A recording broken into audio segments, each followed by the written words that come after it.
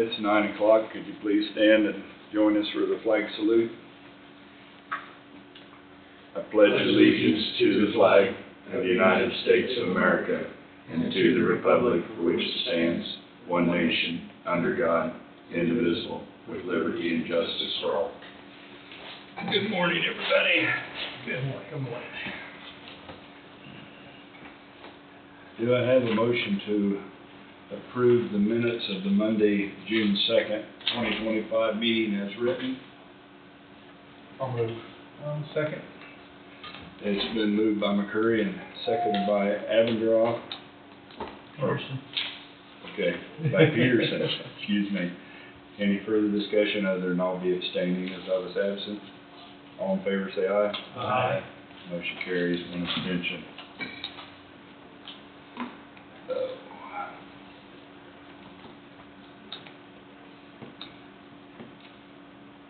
Miscellaneous motions move to authorize and direct the chairman to sign one tax abatement in the amount of $3,131.54. And it says Mental Health Center of East Central Kansas, and it said the Board of Tax Appeals has already granted an exemption for this, so I guess I'd move. Second. Moved by Thompson, seconded by Avendroth. Any further discussion? All in favor say aye. Aye. Motion carries. Motion to authorize and direct the chairman to sign the contract with Jack's Lawn and Pool Store for maintenance of the north property pool. I'll make that motion. Does this have an amount on it, what they're charging, other than the mileage they have listed on here? I don't know what it was like, it's the same as last year. $80 bi-weekly. Oh, yeah, there it is. I can add that into the motion if you would like. Is all it says is mileage, 27 miles? It says up there about bi-weekly maintenance program, $80 Oh, okay, bi-weekly. okay, I see it. Okay. Any further discussion? Do we have a second yet? I'll second it. Did you move? Okay. Moved by McCurry and seconded by Avendroth. Any further discussion? All in favor say aye. Motion carries. Motion to authorize and direct the chairman to sign the Coffee County payroll notice for Justice Kimmerer, is that how you pronounce that? Jail Corrections Officer 1, transfer, grade change, wage classification from 35-3 to 30-3, wage from $21.68 to $20.47, effective 6/4/2025. Make a motion. I'll second. Then moved by Avendroth, seconded by Peterson. Any further discussion? All in favor say aye. Aye. Motion carries. Okay. Well, is everyone here for the Chamber of Commerce presentation? Ready? Yes. Okay. Yes. I've got some folders for you. Thank you. I am Cherie, your new chamber director. Oh, did I give you two? You did. Yep.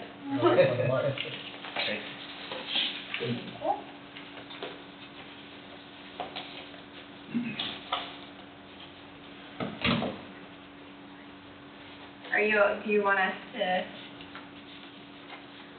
Give us a pitch, I guess. Okay, well, we're here to ask for funding again for 2026. We are, of course, still getting started, and with the change in directors,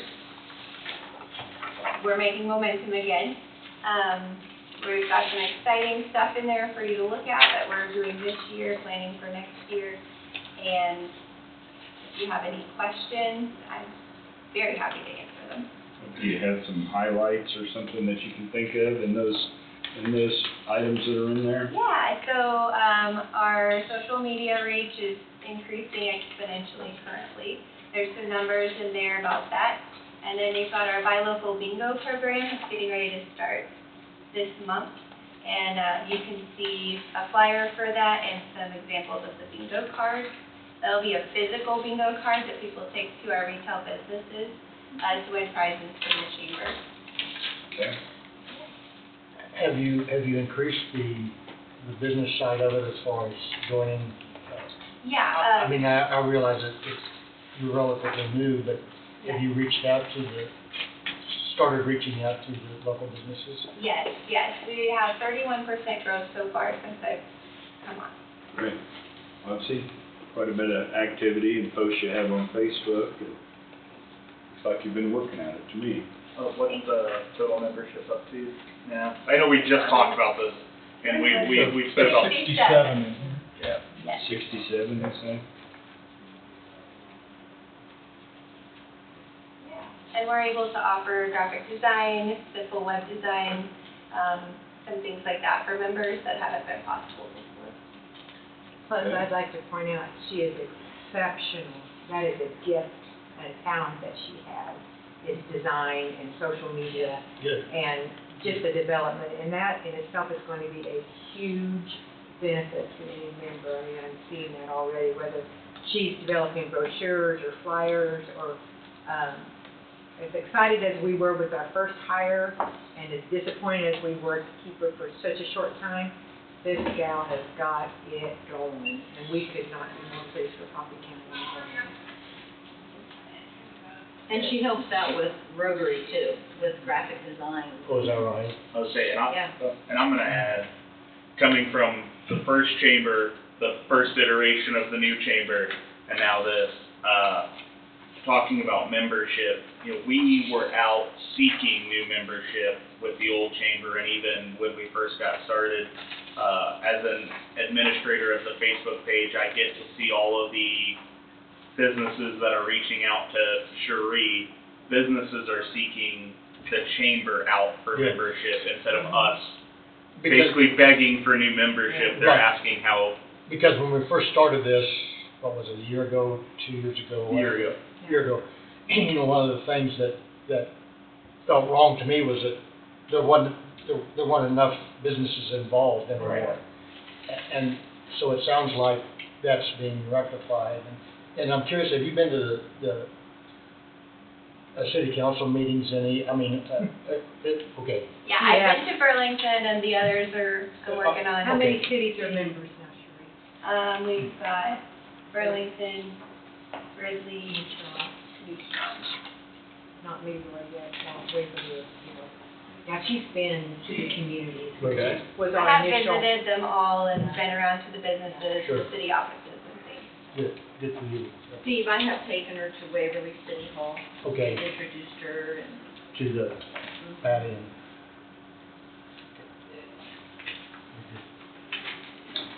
I think it's the place to be. I mean, I personally think between your new economic developer and your Chamber of Commerce, you're gonna see some real positives for Coffee County that should excite all of you. And that's something exciting that I think we haven't had much of in the past, is collaboration between the Yeah. chamber and economic development, which has already started taking place. And not only that, but just all the work that Cherie's been doing, collaborating with different state and regional agencies. And personally, I think that's what it's going to take. It is. She's got the resources, she's going to the boards, she's going to the conferences. Sure. She's got the resources, and that's attractive to businesses. How can I get a grant? So How can I I feel get a like one of grant? the biggest differences between when we started this last year and now is we weren't sure what we were providing to our businesses and to our communities last year, and now we have a grasp of all the things that we can provide to. And Pretty that's exciting. growing as she meets with more people and Pretty exciting. And not just new businesses, but businesses that are pillars. Yeah. I know Cherie has a tutoring meeting scheduled with Hoovers, because, you know, the next generation is taking over there, and Right. they're looking for how they can better utilize social media and some of their outreach, and they've already reached out to Cherie, and that's this week, or was that last It week? was last week Yeah. that they had an emergency. I've already been there and talked strategy with them and it went really well. Let's say, and I know in the budget, because previously there was some discussion on continued funding and how we could get to a point of closer to self-sufficiency. And if you go through the budget, you can see there is obviously we had some time where we weren't paying a director's salary. So there's some overflow that we wanted to use as an investment option to hopefully grow our back-end funds. So eventually, the budget request of the county, I don't know that it would ever get to zero, but that number could get substantially lower. Is it that cool? That's the hope, Yeah. is Well, between no. membership and maybe a couple of years where we have some overflow, we can build to the point where in a year or two, we come and ask for a much smaller number. And I feel confident that with the director that we have now, especially if you stick around for a while, Please. that we're really going to figure out what it is that we are spending in a year. I think that we still are kind of in a Yeah. transitional period, and it's taking Oh, a while I know you to are. figure out what we're doing. I'm excited to see how the buy local bingo, Yeah. not only how it works for us, but for our local businesses. Getting some feedback from some of the local retailers on, what last year's number in this time frame looks like versus this year's number and how many bingo cards they have. So we'll have some more things to track in 2025 and into 2026 than we've had previously. Even in the last, 2 months, I think we've had a lot more growth and a lot more activity. Well, the chamber bucks are not a joke. The chamber bucks are the real deal. I mean, and as members are added, I mean, she keeps adding them, and, I mean, you want chamber bucks. I'm like, give me the chamber bucks. I want to go to Arnold, So, I mean, I just think they're not a joke. They're the real deal, and they are a privilege to get. I would say, and it's from our standpoint, and I think Holly and Sarah, as part of the previous chamber can attest, we're not having 15-minute rundown meetings. Our last meeting that we had, which was just to prepare for this, was an hour and a half, and it's, we go in with a 5-page agenda for what's She been done. prepares the agenda, and all It's a we very have stout to do. agenda. It is phenomenal, So- and as secretary, I am just, and everybody is excited, everybody is Good. talking, That's and great. that is just pretty awesome. That's what we like to hear. Saying we still have representation from every community and how we're gonna keep that And probably moving more forward. active representation from every community Yeah, than we have. that's probably true too. I was should gonna be ask, do you have a full board now? Yes, We do. yes, we are missing 2 Here today. that weren't able to come today, so. Yeah, anybody else need anything from them, or? No, hopefully you'll stay around for a while. I'm loving it. We're- It's awesome. We tried to get her on to sign an Sign employment contract. Sign a 5-year We haven't been able to commitment. do it yet. It's a 5-year commitment. And I'd like to thank all you people who are volunteering your time to help with this too. It's, we have a real problem getting enough good people to volunteer for a bunch of the boards and things like what you're doing here. I appreciate it. So I think we all do. We appreciate the commissioners, Yeah. because that is what, to me, not being a member before of the board, has made a difference to have financial backing. So we can hire someone that knows what they're doing, that wants to work, and that is y'all. Let's say we would not have been able to attract somebody with No. this And you don't level know of how talent many without other your commitment to Counties it. So. surrounding us and cities surrounding us are struggling with their chambers because they cannot hire Yeah. someone. Well, How we got lucky. So in my opinion, if Coffee County wants to maintain to be a leader, then we've gotta try to stay ahead of the pack to keep advancing ourselves. And we need to be lifted with the counties around us. It's time for Coffee County to show what we have. Yep. And I feel like we're in a good position now. Anything else, guys? Okay, well, Thank thanks you. very much. Thank you. Again. Thanks so much. Just a second, could I say something? On the economic development deal, how about you chicken houses? Just think about it. We're not, that's not who these people are, they're the Chamber of Commerce. They are. You get your It's chance to development. talk at the end of the meeting, please. It's development's what I told about. Yeah. Thank you. Thank you. Thank you. Thank you. Sorry to interrupt.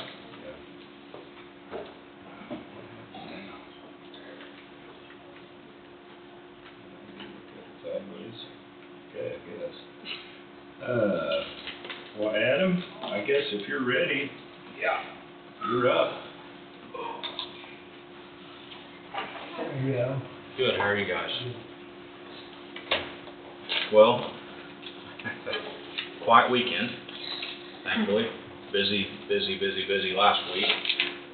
So no call outs over the weekend that I was aware of. I was in Kansas City all weekend at baseball tournament, so my phone didn't ring.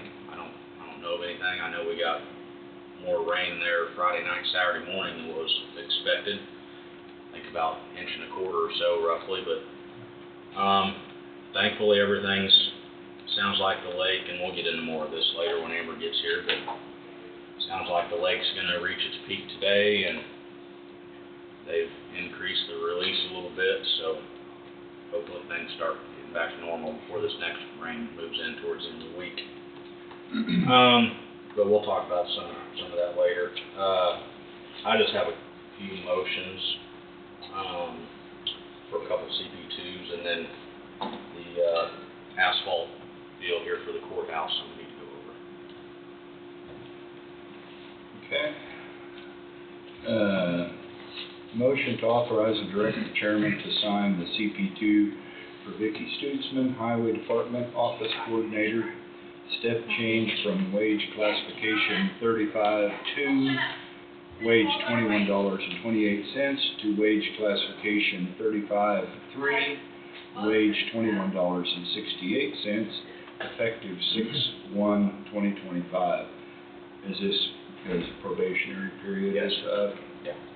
Okay, also move. Second? Been moved by Thompson, seconded by McCurry. Any further discussion? All in favor say aye. Aye. Motion passes. Thank you. Motion to authorize and direct the chairman to sign the CP2 for Jeff Byer, Highway Department Heavy Equipment Operator, step change from wage classification 35-3, wage $21.68 to wage classification 35-4. Hold on. I have that one. Okay. I think I copied and pasted the wrong thing.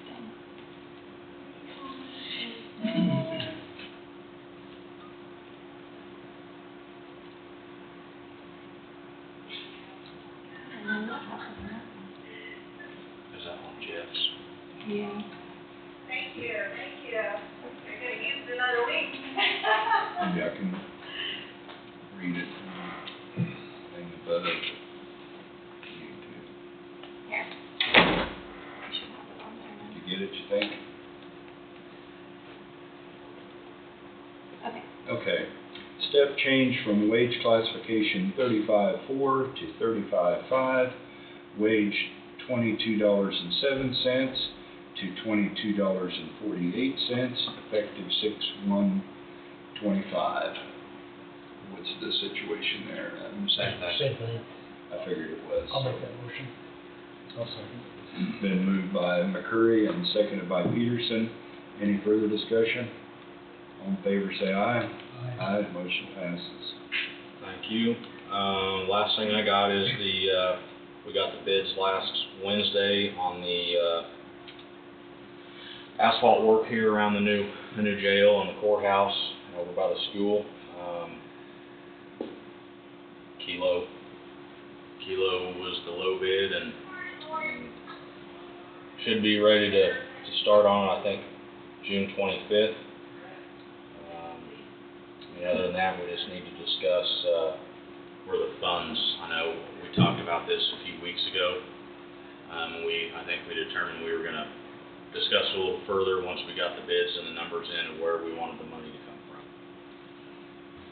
No, I don't remember the answer to that. So that's over here, whichever direction we are. Yeah, it's up here going down south on 7th Street and then around between Oh, the daycare and. between the daycare and the new jail and the old jail, and Does this include the little parking lot across the Yes. street also? I believe so, yes. And then we talked about bidding that out too, so. make sure that's in there. You know, I wasn't there that day. We were dealing with flooding when we were opening up the bids, so I don't know for sure. I wouldn't be able to answer that 100%, Mike. Okay. So they anticipate doing this just a few days before they have the open house sitting there at the jail? I said they anticipate getting this done just a day or two before they have the open house over at the jail, because it's my understanding the 27th and 28th, is that what I? Yeah, I think, Yeah, it's either that or the 28th. yeah, I think it's right. I think it was a Friday and a Saturday, 27th and 28th. I just saw, glanced at it real quick. Capital improvement. No, that's something I don't know, it depends on Angie to advise us on. You can see if she's in there.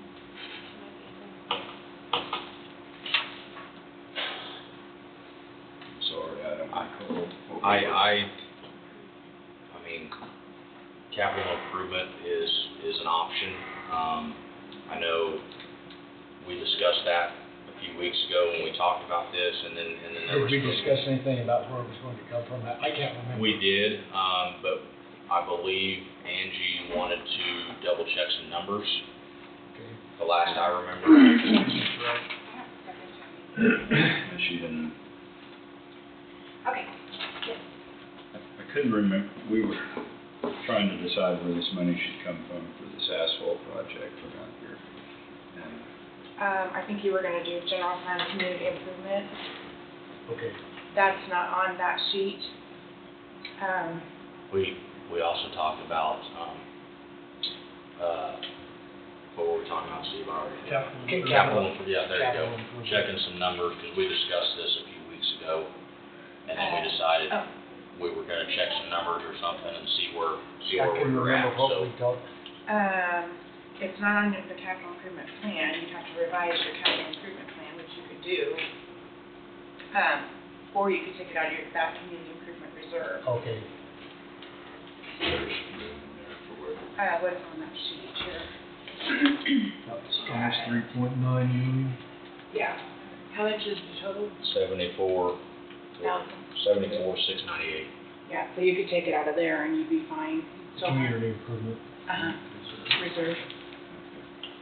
I'll be back in a minute. Is that Thank all? you, Yeah. I know I'll be you're back. dealing with other things. That's okay. so community improvement.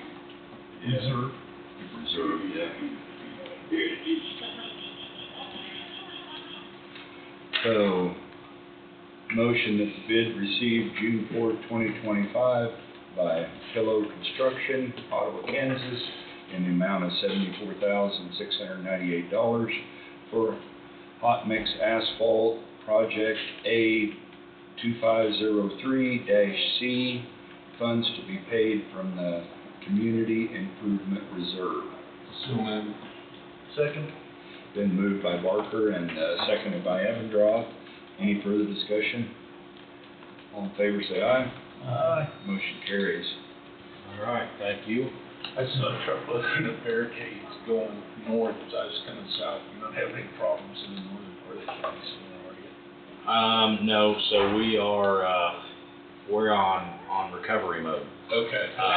You know, I don't have an exact number, but we used almost 3 trailer loads of A-frame barricades Oh, throughout the entire county. So with the chances of the rain over the weekend, you know, we got a lot of the roads passable, safe to the public. So I didn't want to start picking everything up last week with the chance of rain coming in to have to go back out and put them back. So we just kind of moved everything off to the side on the roads that were fixed. And we'll start recovering what's still there and not. I've already got reports of some that's disappeared and been stolen, and so that's what we're in right now is barricade recovery. From Atherley's Hill to where the lake is, do you know what I'm talking about? Before you make the last corner headed back towards Lebo, it's a high place where you can drop down to the bottom. It didn't have a barricade, and I didn't know if you guys would be in charge of that or if the Corps would be in charge of that. And on both sides of it, I noticed that over the weekend. What road is that? Well, it'd be off of Fauna, Okay. on the Autobahn, when you make Yeah. the last curve headed. And you go west? and if you go west over the hill, Yeah, there wasn't one there, and then so on that's, sorry, that's actually core. Core, That okay. starts, they've got a gate right there just Right. west of that old house. right. That starts the core, that's kind of a difficult situation there, Yeah, I you know, talked to to determine One who's especially on what. the other side towards the county line, I talked with him with Ryan on that. And over there by Hartford, Yes. coming across the river bridge, and yeah, that's, But there wasn't one on our road coming from the north, would it be Fauna, Emmer, Emmer? yeah. There that's wasn't one also- going down the hill. There should be a gate there as well. There wasn't one that, where you could come back around. There's not. No, there's a gate going across the refuge, going to the west, but there's not one going, where you make that loop back up on top to Fauna. Okay. Because there's gonna be water there for quite a while. Yeah, I will Might talk with the do Corps. some checking on that. I can do that, because that's out of Hartford, the Hartford office. So, I just noticed that out there looking for lake last week. Yeah, there's water everywhere. So it's back in a place I've never seen it before off of it. There was water, you know, I was heavily involved in 2019, over that weekend, and the way this rain came, there was water in places that I didn't see it in 19, Yeah. and then, you know, the normal places, which is pretty common, but I know it did some damage to your roads around just from, yeah, you know, not to get too in depth in it, you know, because I know So- Amber's coming over here later for it. But we did have some significant damage. We're tracking everything, per FEMA protocols. Right. Trying to keep ahead of that and get everything fixed up, and we got some pre-pictures, and we'll get everything fixed and get some post-pictures and see what they say. Yeah, it's, did a lot of damage, but I think back to, like before everything went county unit and all these bridges and stuff got improved, and there's been a lot worse. Yeah, it The was- water used to just jump every road, Yeah. every little rain you got out in the county, you know. Yep, it was a crazy week for sure. That's all I've got, unless you guys have anything else for me. Very good. All right, well, I'm thank gonna you. Thanks, Adam. hang out for Amber, and we'll go over some more stuff.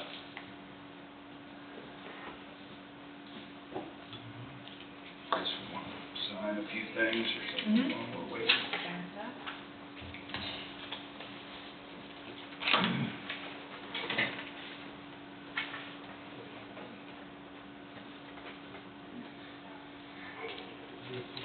Did you get signed in? Yeah. Oh.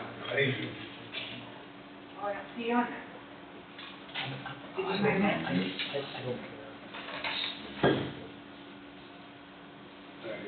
Oh, okay, after Adrian, okay. Guys, Oh, there was some other Guys. people that were in.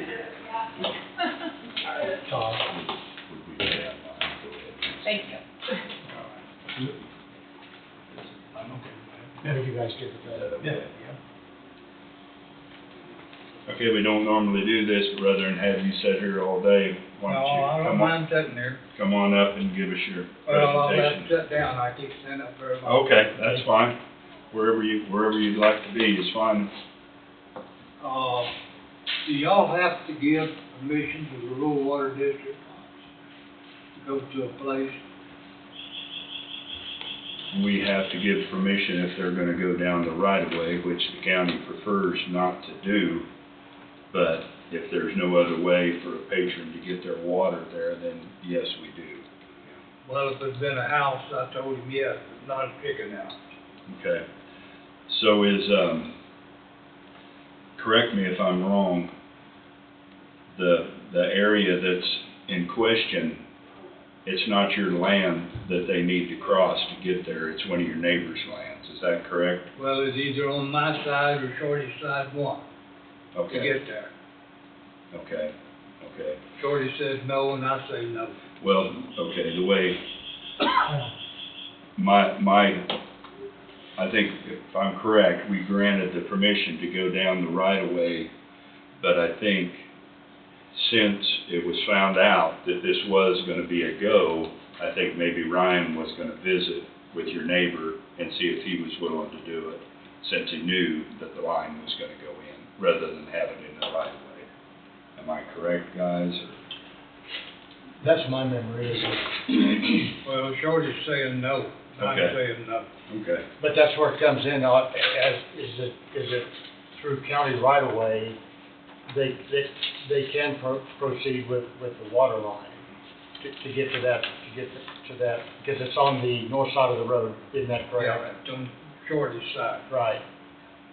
And that's the only way that they can get water is by going through the county right of way, which we would prefer to go on the neighbor's right of way. But that being said, this was the only way for that individual to get water to their location.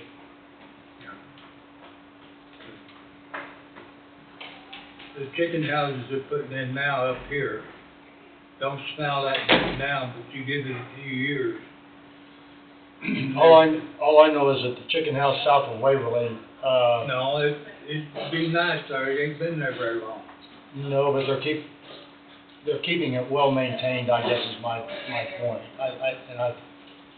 I just don't see an issue with it myself. Well, you ought to go down south.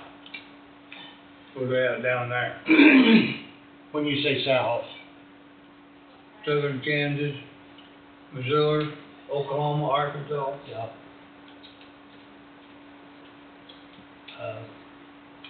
And there's wastewater coming up here, washed down at the chicken plants, it's dangerous.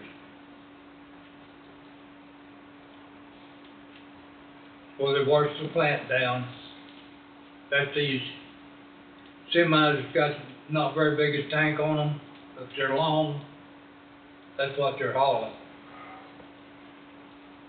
Well, I would say if it's a sanitation concern like he has, that might be something that Carl could assist him with, and KDHE. But Carl they've already been they've through already it. been Oh, through it. okay, I didn't realize that. It's already They've passed. gotta get permits to bring it to the state, they check it after they put it on there, but And the only reason I say that, Mike, is because we went through the process at Waverly, south of Waverly there. Carl was involved in that, and Heidi was involved in that. Yeah, they do have their, Right. have their permitting and everything. Okay. see, they killed them cattle up there in Johnson County, I don't know what went wrong, but, Yeah, I'm not sure that that's caused from chicken manure. well, it was above it, KD. No, it wasn't the manure, it was from the plant itself that processes the chicken. That's where that's from. Okay. Or they wash the water down in the Sure. plant, that's where that was, Okay. that's what them trucks is hauling up here. Right, but, okay, And they've got permits, they gotta have a permit to come in the state, they gotta have a place to dump it. And it's supposed to be, go over and check the stuff, but you is right, but sir, we're talking two different things here. You were concerned about the chicken house itself, and now we're talking and about, yes, that's part of, We don't have a processing plant. no, they that don't I'm have a aware of processing plant here. in planned or No, not up no here. plans, is there? Okay. But how come they're not putting that water down there? They're bringing it up here. We don't need it up here. I don't know that we're getting any of it here in our area. This is some of the stuff that A1's doing their stuff all summer. And then they're doing it across the line in Osage County, and they're getting ready to start doing it there at Lebo. right, but that's not what the concern is here. I think, Well, both of it, I mean, that. right, but your concern basically is on the chicken house itself, isn't that correct? Yeah, right there at the house, I'm concerned about that, both of it. Right. In fact, with all the chicken stuff. Right. See, they're not regulating it. I think you gotta have 80,000 birds or more before KDHE goes to having to put a permit on them. Before it goes into the other classification, I think that's correct. Yeah. I think this is 20,000 or something, is that correct? 22,000, one next to me. Okay, There's 2 or 3 going up there just north of me. And they use about 20,000 gallons for each chicken house. mhm, That could be 80,000 gallons of water. yeah, Where's he located at? It'd be, it would be, 20th Road, 16th and, Links Lane, yeah. Zurich Lane, Zurich Lane. because it jumps over a half a mile. Right. Those roads don't intersect there. And the ones on 15th, both of them join Anderson County. Pardon? They join Anderson County. Right. This one particular one, you live on south on the, South. on the, east side of the road, correct? Yeah. And the building that's going in is north of you to the road and then back east on the north side of the road. Yeah. About a half mile, quarter of a mile, isn't that right? A little over a quarter north of the house, and then you go east, Right. and it joins Anderson County. As you go on up, and the county line jogs over, that's where they're at there. They're still in Coffee County, but it's on the job. Yeah, I haven't heard anything about those. I know that, look, when I was approached, I went and talked to our zoning director, and she'd either talked to the state or done her due diligence to take care of the problem, and that's where I am right now. I mean, that's what I know about it. Yeah, well, the state won't do nothing either. Yeah, So, tell me, get up. Okay, DHE says, don't fight him, just let him go. Ain't nothing you can do about it. Yeah.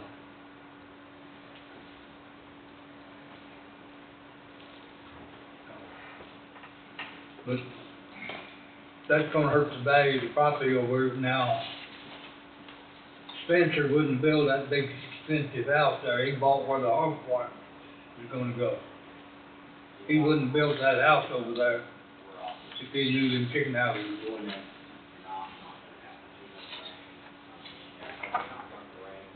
So, I mean, and some of the kids may have built there, but they put that chicken house on these. They ain't gonna build there either. This is a letter where they create that county, and you can stick in there if there's a nuisance or adversely affects. That came directly from KDH. Thanks, if y'all satisfied, I am. I just let you know, yes, sir. No, Yes, this sir. wastewater is real dangerous, that they're bringing up here. Okay, thanks for your Thank you. input, sir. okay, thank you.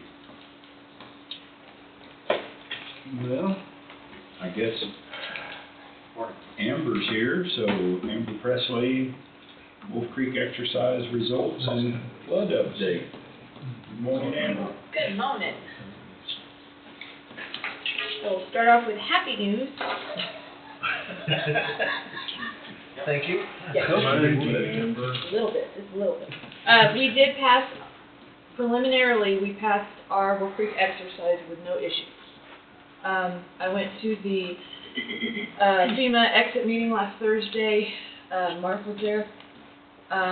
They didn't have any issues. I think there was one agency, I think the Joint Radiological Monitoring Team had one small issue, but they thought they could fix that. And so then that would mean that nobody had any issues anywhere all around. This would be, I counted, I thought this was my second evaluate exercise. This is my fourth evaluated exercise since taking the position as director. And it's my 5,000th from starting with the county. So, there you go. So, I feel like some of these exercises are getting harder. Not necessarily our response, but new things. There's new FEMA evaluators, and they see things different than the old than the old evaluators did. So they're looking at different things and they're asking for things that we've never had to show before. There's new duties added on to my people and to me with technology and simulations and, oh, now we gotta call the cell and we gotta do it this way and we gotta do that. Well, in real life, we just pick up the phone and call the person, but now we gotta do this thing. So I feel like they're getting a little bit more harder to do, but I know that every time we have one of these Wolf Creek exercises, it makes our responders and people that much better at responding to something that might really happen in real life. So it's good practice. It gets us in. It gets us talking. So that's the benefit of it. Oh, and the plant gets to keep running that too. We like that. We like that. This was the blue team's turn for evaluation. Next year, the EOC is not evaluated, so it's an off year for the EOC. But I'm hoping, I would like to get back to evaluated one team, and then the off years evaluate the other team and take turns. So blue team was all this year. Next year I'd like to do red team and blue team, just practice drills. No FEMA, no nobody, just come in and practice. But I was told that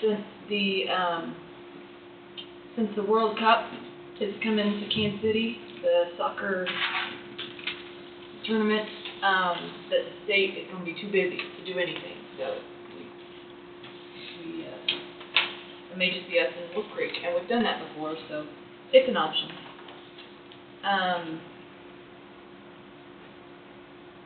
And even though the EOC isn't evaluated next year, we still have a hospital, a host county, schools, EMS, all kinds of facilities that will be evaluated. So our work's not done, it's just easier on the EOC staff. I want to thank all my EOC players and the commission and everybody for their hard work coming and doing all the training and making it a success. So I'm 4-0 and I'm pretty happy with that. Yeah. Okay. Less happy stuff. Flooding. So we had quite a rainfall in a short amount of time last Tuesday. I think I got reports of 7 inches up by New Strawn. Quite a bit of rain, and I know John Redmond had been releasing prior to that to try to get some out, but then they had to stop so they didn't flood us because we were rolling. So they held back as long as they could, and they actually got above their flood level. I don't know if you guys have looked lately at the Neo show, but it's rolling. They have 14 container gates open, 3/4 of a foot right now. I think their last release was around 121,000 cubic feet per second. How many gates are there? 14. Yeah, Yeah. so they've got all of them going. I think they have 2 low flow ones, but they don't usually report those on. Yeah. But they're all open and they're rolling. That's put a lot of water back in the Neosho and sending it downstream. My worry all weekend was Rock Creek here in town, because if Rock Creek floods and it pushes up against the Neosho, it has nowhere to go, then it comes back. And it's along a lot of houses here in town, so I was watching that really close, but it's down, it's way down, like you can see down clear to the bank, everything's good in Rock Creek right now. It just kind of depends on what we get Thursday, I guess. So I tried to keep everybody updated this weekend because it was a little iffy after the rain that we got this weekend. It was a little iffy. The Corps calls me 3 to 4 times a day. Every time they make a gate change, every time they're going to do something, they call me. And I try to put out updates to everybody, but it was getting kind of crazy for a bit. I put out an update and then he'd turn around and call me. So I'm thinking I'm going to put everybody maybe on like a text thread, and it'll send you a text to tell you about the updates, and then the update will go to your email, because I know I probably sent some emails to some people, like some of the mayors and city clerks that they probably don't even check their email on the weekend. I don't know. I do, I check it all the time, but, not everybody does, so. Wanted to keep everybody here in Burlington and the people in Leroy updated on what was going on. The whole time, the Corps assured me that that the Neosho would stay in its bank, in the channel capacity, so, I was never too worried. I was just a little worried about Rock Creek and what it was doing, but it went down, so we're good there. So with the heavy rain, several of the county roads got damaged, and a couple of them are still closed. I think Kenny gave us a preliminary estimate, which is very, very preliminary. It's just kind of a guess, about $250,000 worth of damage from this storm, and that's just county roads and labor. So there's damages in labor because they had to have crews out pretty much most of the night running. I don't know. Did you give them an update on this already? I don't want to repeat you. We would go over together. Okay, good. We're doing this together. So that estimate is what I gave to the state. The second anybody has a storm and it looks like it could cause damage, the state wants numbers now. They want them now. And then they compile those numbers and then they turn in a state disaster. And if we get approved for a state disaster, then we could get some of that FEMA reimbursement money. There's thresholds we have to meet based on your county's population and industry and all kinds of stuff. And Coffee County's damage threshold was $39,000, so we blew that out of the water. If enough counties and there's enough damage, and I'm not sure what the $1 million magic number is that the state has, but they have a magic number, and if they hit that, then we can apply for funding. I'm not sure what that number is, but Sedgwick County had a lot of damage, so I think that might help us out quite a bit. I don't know about you guys, but I didn't hear of any houses flooding. Like, everybody's basement flooded. That's Right. groundwater coming in. I'm talking like rushing through the front door and the windows type of flooding. I didn't get any reports other than like basements flooding or sump pumps not working, stuff like that. I didn't hear any of that. If we do get approved for the state mitigation funding, there could be individual assistance for homeowners, but it's very, very picky. Based on flooding itself, not water in the basement. Right, and your basement, if there is water in the basement, it has to be a living area. It cannot be Just storage, it cannot be a den, it can't be, a man cave. It has to be living quarters downstairs. But I didn't, and I asked all the city clerks if anybody had any damage or had any, and nobody reported anything to me. So I didn't hear of any houses that really, really got flooded out, and I was watching. My basement floods every time it rains, but that's not necessarily, water coming in through the top of the house or anything. If we do get approved for this FEMA funding and individual assistance, we'll have to have public meetings, we'll have to have damage assessments, we'll have to take the FEMA people around and show them everything. We'll have to have the highway department meet with them and go over the damage and the labor costs, and they'll want to see all of our paperwork, so it'll be a good time. It'll be a good old time. But I will keep you guys updated on what we find out with that, and I'll let all the city clerks know too, so that if there's anybody in the city or anybody out in the county, we'll have meetings, we'll have flyers, we'll have all kinds of stuff. Very thankful during the flood to dispatch, the highway department, and GIS. We were all kind of able to collaborate really quickly and get a map of to the public of the road closures last week, because Adam will tell you, we had a lot of roads flash flood really quick, and they were closing them down and running out of barricades. there were so many roads closed. So we tried to kind of stick to the main roads and the ones that really got a lot of damage, and we put them on a map, and then, I was able to share that link on our county website and then put it out on social media for everybody to see, and then I sent it out to various people too.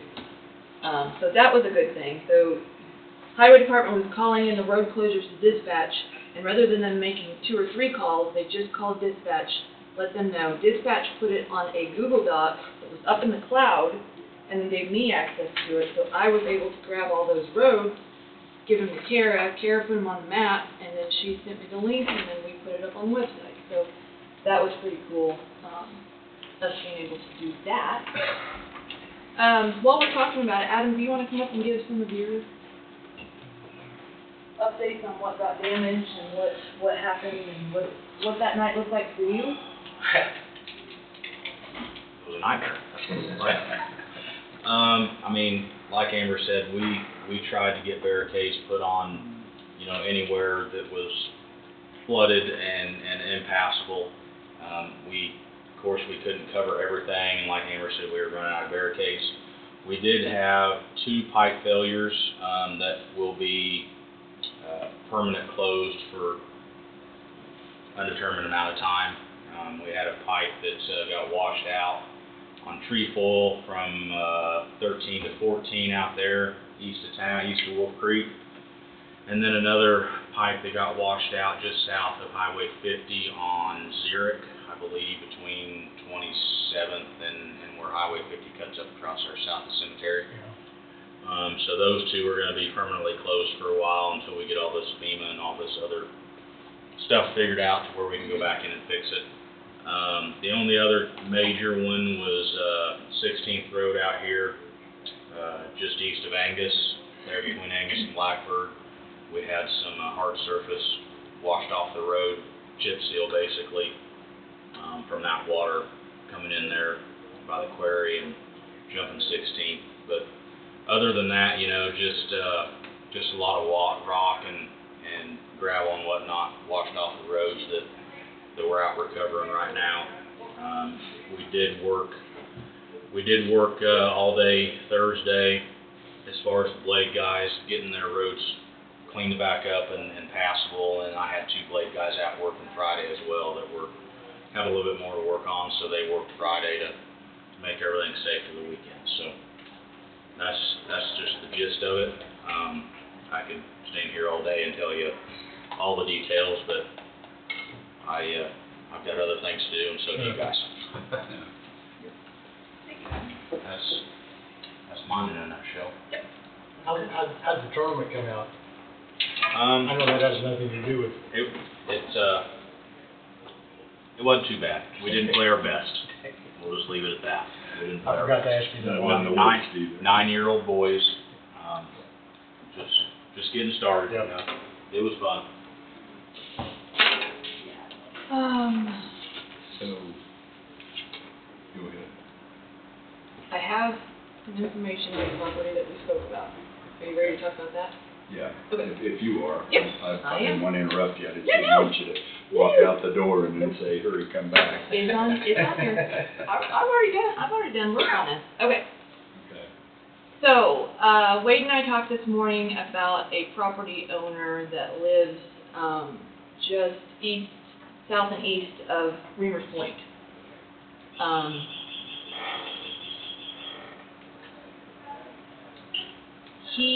So his driveway gets flooded, is that what he's saying, or just, I mean, No. I know that bridge right there always floods. We used to swim in Yeah. it when I was little. So this is like at the corner of 16th and Caper where the Yeah. road curves. So His where- house is east of that. He's that house right there.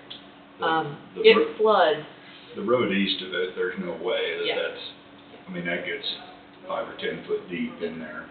But then right on that curve, like now, the water is starting to block that road too. So they don't have any access to their house if it gets any higher.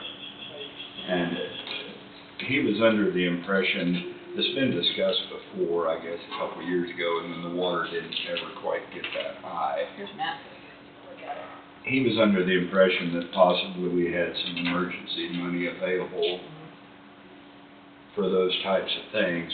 What he was asking about is, he's got the hay meadow, he owns that property all the way around that corner. He has a gate right north of that curve. He could cut through his hay meadow to get out. And that's not an issue other than a couple of terraces there that are pretty wet in the bottom of them. He was asking if there was any chance of getting a small pipe and a little rock in those terraces, so they'd have an access out. And I told him that I wasn't aware of us ever doing anything on private property that I'm aware of, but then now you take over, Amber, if you did some research with the state. I talked to the state mitigation officer at KDM this morning.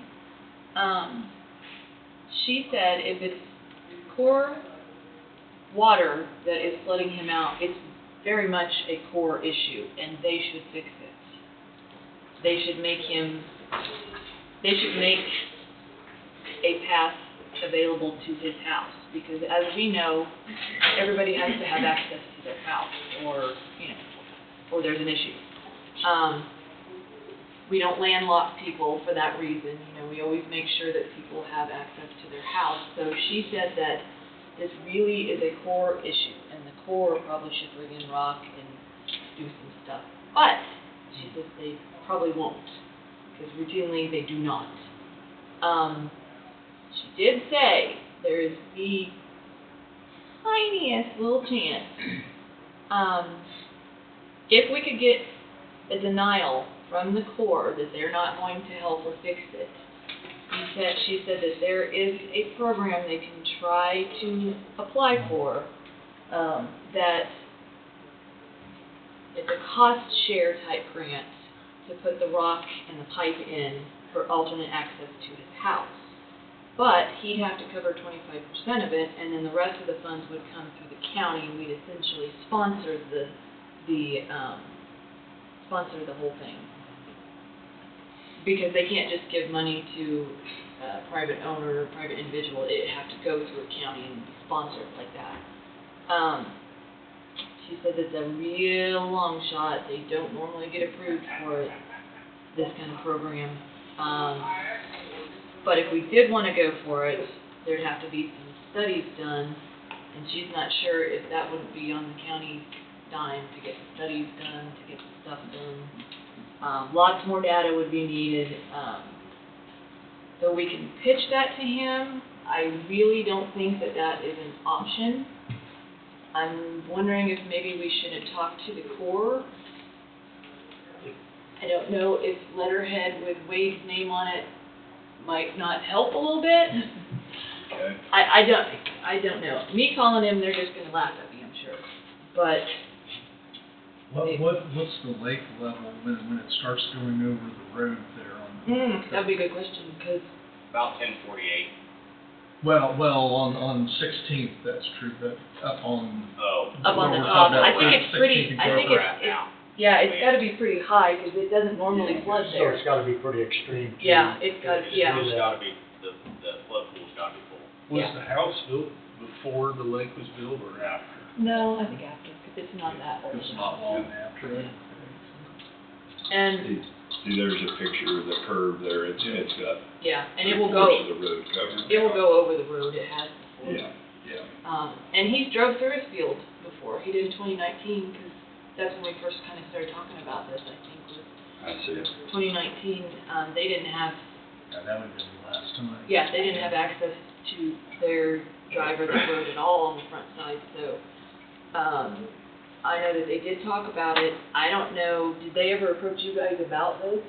Okay, so it got as far as here, I think, is how far it got. Yep.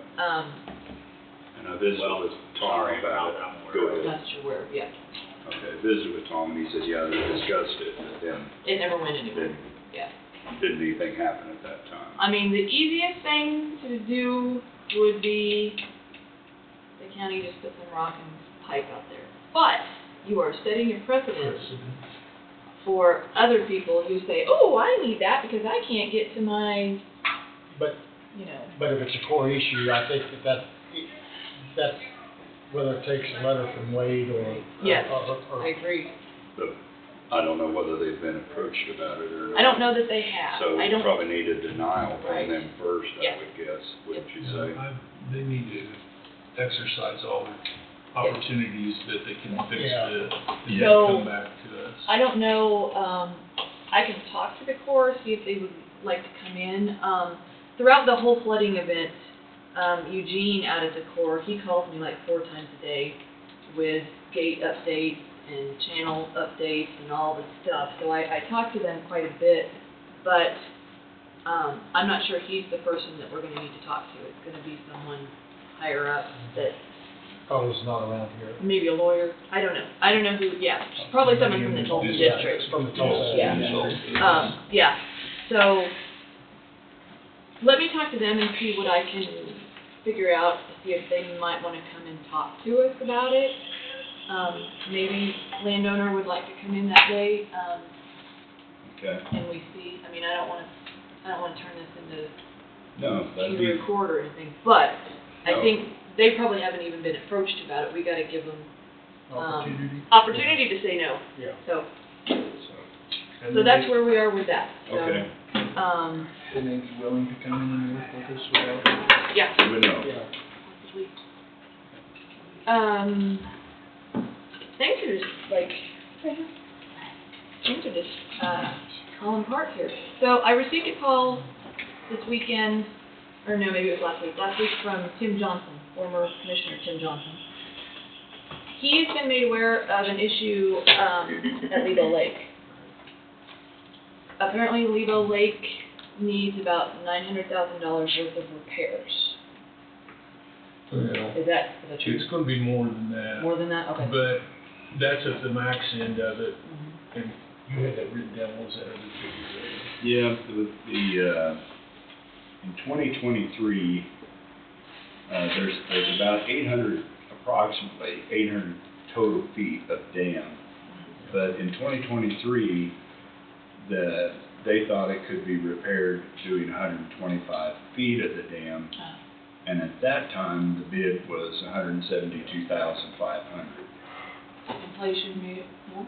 Well, they don't No. have, they don't have the numbers yet. Now they Coming don't, in the next 2 weeks. yeah, From now the they, engineer. yeah, now they don't know if it's gonna take 150 or 200 feet to, that was around the outlet more. area, right? Yeah, and they can do it in sections or the whole thing, and that one figure that you give there would be for the The entire. whole thing, okay. Yeah, so at 2023, it was 884,400 to redo the whole thing, Okay. and, Which, So- you so know, it's they're kinda- just numbers, I mean, they're gonna change. yeah, right, obviously, I'm Yeah. sure it didn't go down, I'm sure, so. So Tim reached out to me to see if there wasn't something that we could do to help with this, because obviously City of Levo doesn't have that money set aside right now. Something like this would definitely, I feel, fall into a mitigation project. Mitigation meaning we're trying to prevent a disaster from happening. If that levee or dam breaks, it's gonna flood, and it's gonna flood the interstate, it's gonna flood some houses, it's gonna flood an area. Yeah. We wanna mitigate that, so there's something that we can do to prevent it. So there are grants out there through FEMA. I sent all of the contacts for this, all of the, info that I have on it to the city clerk in Lebo, and offered help for anything that they need. New Strawn City applied for this type of grant to get a generator in the community center to be used as a shelter. I haven't really heard, they got denied, and then they got told to apply again, and then they got approved for the next step, and I'm not sure where they are in that, but, this is actual mitigation funding. But, always a but, with all the goofy stuff going on at the federal level, a lot of these grants and projects got cut and or on hold. They told us at the state to go ahead and apply no harm in applying, we aren't gonna lose anything, but there's a possibility that funds for this could have got cut. That would be the best route to go, is to get mitigation funds. When we did our mitigation plan last, if we had put a project in for that, for this Lebo Lake, when I reached out to all the cities and the rural water districts, it would be a whole bunch better. But back when we did our mitigation plan, they may not have known about this. I believe they've known about it for a while, but didn't know how severe it actually, yeah. And I think our plan might have been done, I don't know. It's a possibility, we're gonna try, but I'm not 100% secure that we would get it. But we're gonna try to do what we can for that. So, we'll just apply, anyway. Then some other information, Tim's also been in contact with, Oh, everybody. Moran, Dr. Marshall,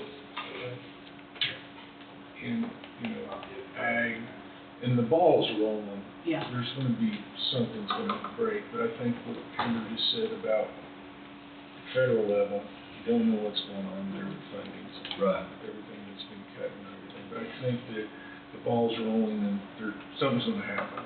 But the thing is, they're up against a deadline, January 1, to show something to go with.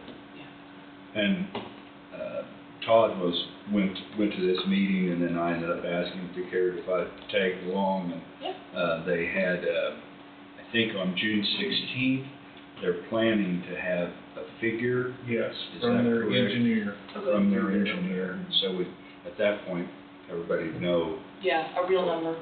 That's Yeah, good. what we're dealing That's what with. FEMA's gonna need, is something from someone who knows what they're doing to say, Okay.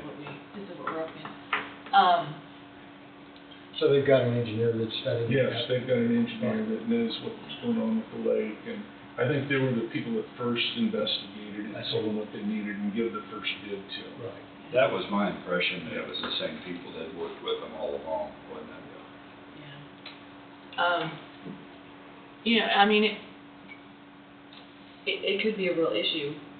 He's been really active in talking to, senators and people of influence, and then, he said he's also trying to reach out to KDOT, because that's such an interstate, shut the interstate down, that's an issue. And the lake was there before, the interstate was, so, and that's who I suggested they needed to talk to, Department of Transportation, because they were the ones that put it there. Yep. Yeah. That caused a risk that wasn't there before. Right, exactly. Yeah. So, things are rolling on that. I just wanted to make sure everybody was in the know about, all of that. I'll keep you posted if I hear anything. But Steve was very active in, not Steve, Tim was very, I was Yeah, looking Tim. right, did you see me? I was looking right at your namesake. I I saw said it, yeah, Steve. it does say Steve. I didn't get much sleep last week. That's all. Yeah, he's Yeah. been beating the bushes on it. Yes, Yeah. very much so. So, he was gonna do a little bit more work on his end, and then he was gonna try to hand it off to the city to do. So I'll work with the city to help however I can with it. But that's where it needs to come from, is from the city, as far as Mhm. reaching out to these Yes, folks. yes. So the city of Neutron applied all on their own for their mitigation funding. I helped them with the, application and stuff, but there is the same lady that I talked to about the property at 16th and, Kafer, Uh-huh. she's the same lady that does this grant. And Okay. she is really helpful, and so I gave all of her information to the city clerk, and so she'll help them, get through everything. Yep. So Amber, I received a letter, and I don't know whether you got a copy of it or not. Maybe I'm a little late. It's from the Department of Ag, State of Kansas. Said our records indicate that Coffee County and its unincorporated areas do not participate in the National Flood Insurance Program. I want to know if we want to get into it. So I didn't know if you got a copy of this or not. We can tell a lot. Okay. The Okay. county does not participate in the flood insurance program. We've kind of just always left it up to, and you can keep this if you want it. Okay, you got plenty of Yeah. it. the county as a whole does not participate in the National Flood Insurance Program. We could, but we just have not. We leave it up to the individual cities to Okay. do it. Now, I believe that if you are in a flood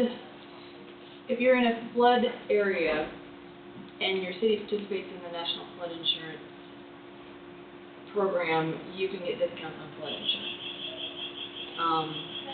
Say that again. You can get discounts on flood insurance, like individual Oh, okay, homeowners, okay. for being proactive about it. We can discuss it. I'd have to get some other people in here, probably Carl and Randall, to talk about it, I don't know that it's anything we need to right? be a part of, but I neglected to Only get handle it with within their own, Burlington is the only city that I know of that participates in it. The other cities don't really have that much risk of flood, right. except for, well, Leroy. yeah, Leroy, yeah, a little bit. But Burlington's the only one that participates in it, and, I mean, I would need to get with them and get with Randall and Carl and see, if we wanted to look at it. And, Okay. It may not be a bad thing just to look at anyways, but I do know that it's out there. I mean, something to Okay. look at. Okay. But Burlington is covered, if something happened, Okay. like what almost happened last week. Okay. Any other questions, comments? Thank you for helping Yeah. lead us. Yeah, no Yes, problem. thank you. No problem. I had no clue about it until he called me, so. Thanks for checking on this other thing. Hey, no problem, no problem. Do you wanna get with him? You want me to get with him? I guess we talked to Core first. That was our plan, to talk to Core first. So I'll talk to Yeah. the Core, see if we can get them in and talk, and then we'll see what we wanna do. I mean, Okay, he may not, maybe he probably needs to contact them too, I would guess.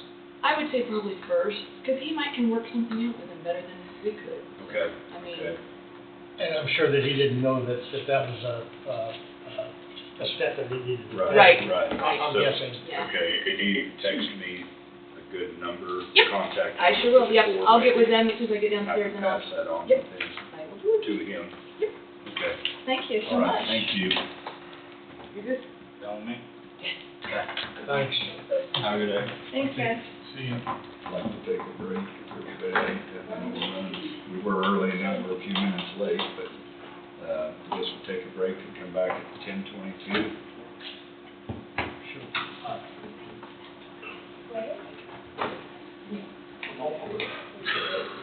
Spring trip. Was he a little stressed? So we're back in, so Museum Director Shirley, is it George? George. Okay, I can butcher about everybody's name. Well, so there you I got a go. lucky one. So, 26 budget request. Yes. All right. I'm Shirley.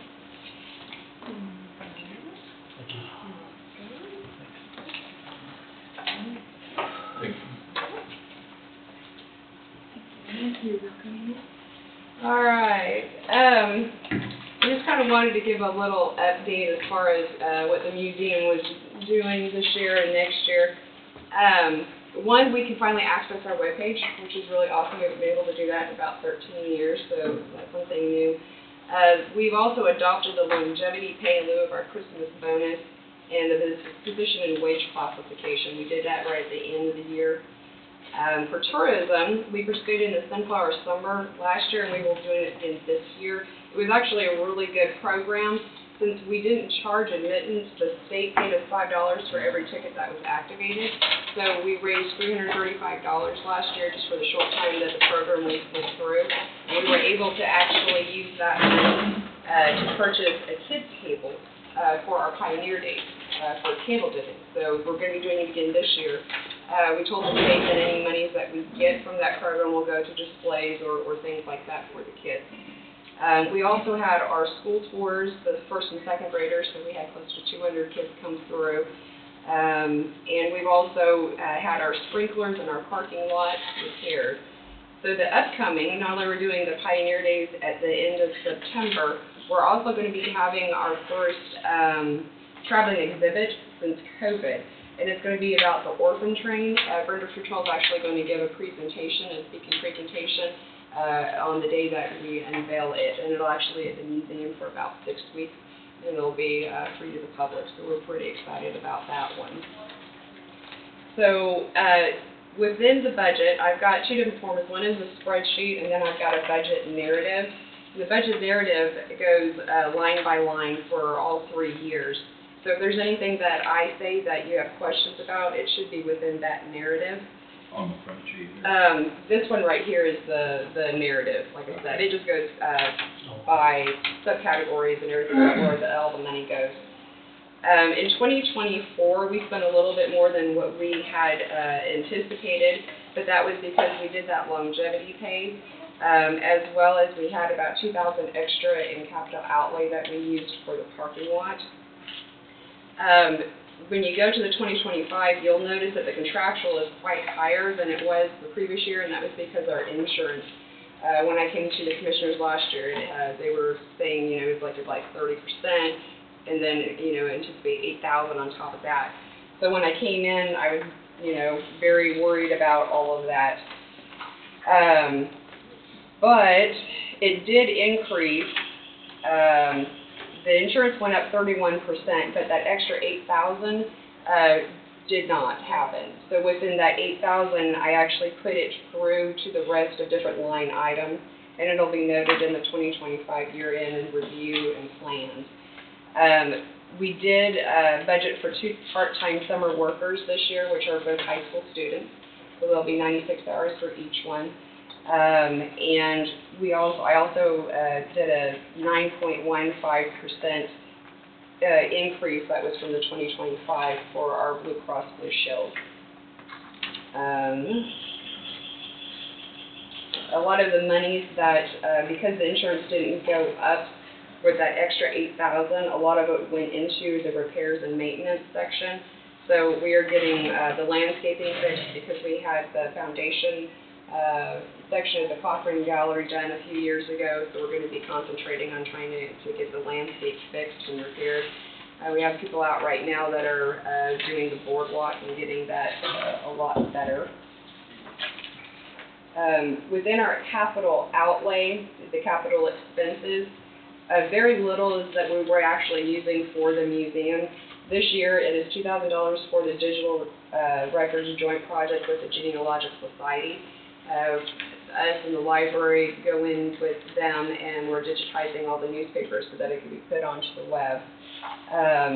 But we also have the future HVAC upgrade, future roof repair, and HVAC steam humidifier repairs.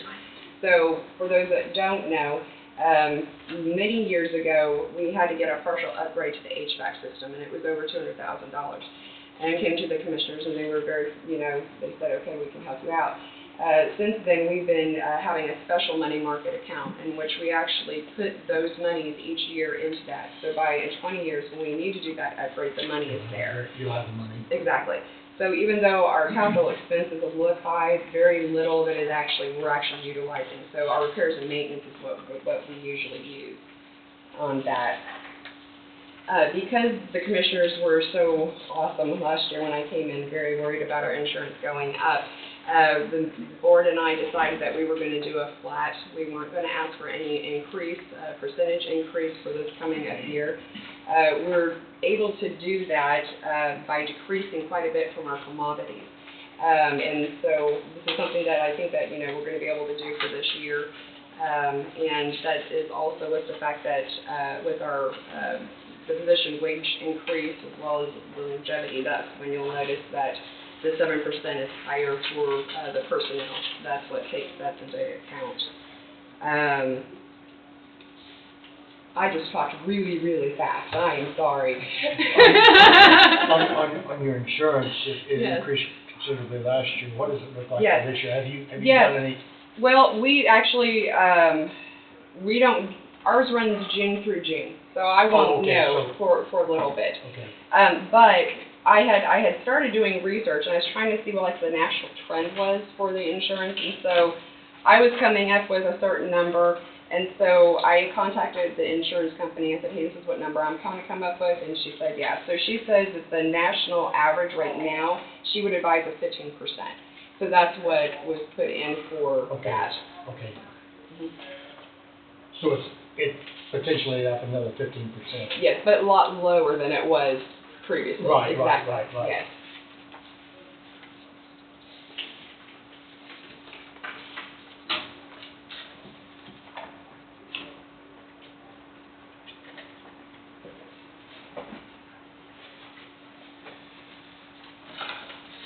Very good. Thank you. Do you have any questions at all for me? A lot of detail in there. Yeah. Yes, it's line by line, so all of that is there if you have any questions on where Brad moved it to. Wish they were all like that. A lot of work. Thank Okay. you. All right, thank All right, you. well, if you need any for anything else, just let me know. Thank you very much. Okay, thank you. Thank you.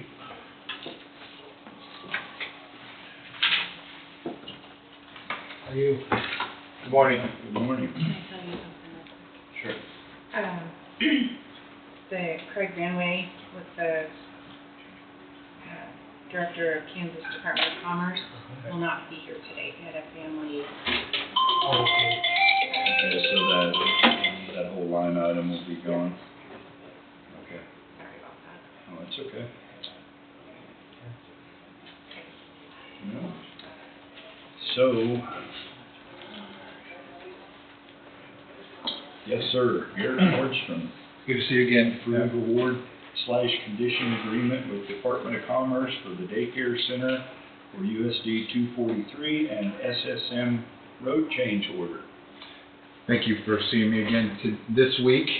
Good news, we have been awarded the application for $683,000 to rehab that early childhood development center in Lebo. So really, we just need approval to have the chairman execute the contract with the Department of Commerce and sign all the related documents there. I'm here to answer questions about that, how that process will work. But first things first would be to approve the contract and send it up, get it executed, and begin the design of that project.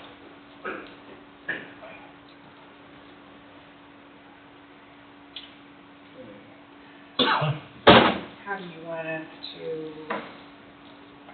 I don't have a motion there, so. Just a motion to accept the grant. I would say so. I would say that a motion would be appropriate to accept the grant from the Department of Commerce on behalf of USD 243.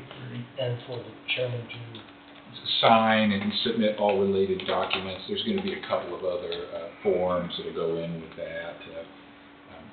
Lee, are you for signing all that? Pardon me? You're up for signing all that? Yes, sir.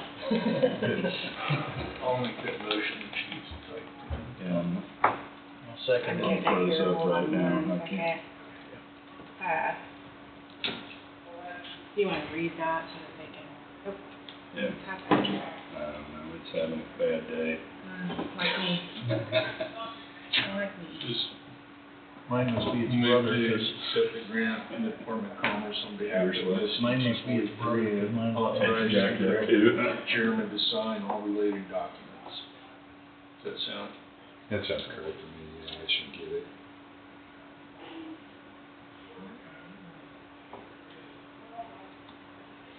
I should have been writing something, I'm sorry, Todd.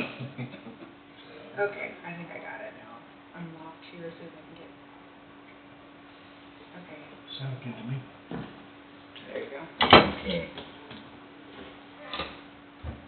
So, do I have a motion to accept the grant from the Department of Commerce on behalf of USD 243 and authorize and direct the chairman to sign all related documents? So move. It's been moved by Barker and seconded by McCurry. Is there any further discussion? All in favor say aye.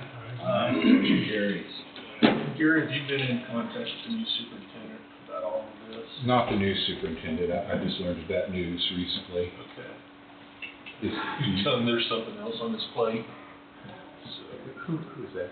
it's, I don't know the name, he came from And I don't know if he was a principal out there, I would think he'd be a principal that stepped into, I couldn't tell you the name of the individual. Do you know more? It's on the tip of my tongue, I can't remember. I would check in with that. I just under that, has Dr. Ford now left that position? I think July. June 30th would be his Yeah. last day. July one would have to be it, so. He was tremendously successful and helpful as well in the motivation behind this, so he's leaving on a high note there, I'd say. Good. So those documents, for me to sign, what do we need to do for those? Do I need to print them off? Yes, but you can do them at your convenience. Okay. And there was one thing I didn't see, there are some state forms in there, that talk about trade and boycotts and the way that we have to procure that are new forms, and I didn't see that the state attached those. And so we're going to have I would say, we're going to meet with the Department of Commerce, and a representative from the county will need to be on that conference call, and they'll present those documents to us then, but there is, I would say, not an initiation, but more of the word I'm looking for is the meeting where we go over the contract. What was Okay. her name, the state? again? Sandy Votaw.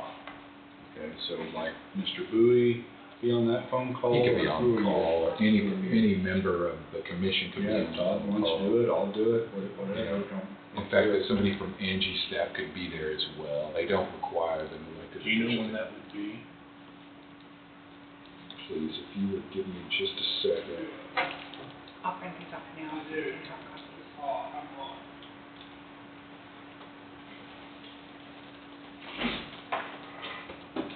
How about June 18th at 1 p.m. to 4 p.m.? It will be held Wednesday, it'll be held via Zoom. So we don't have to go to Topeka for that. I guess the word I'm looking for is obviously orientation, and we call it a grant workshop.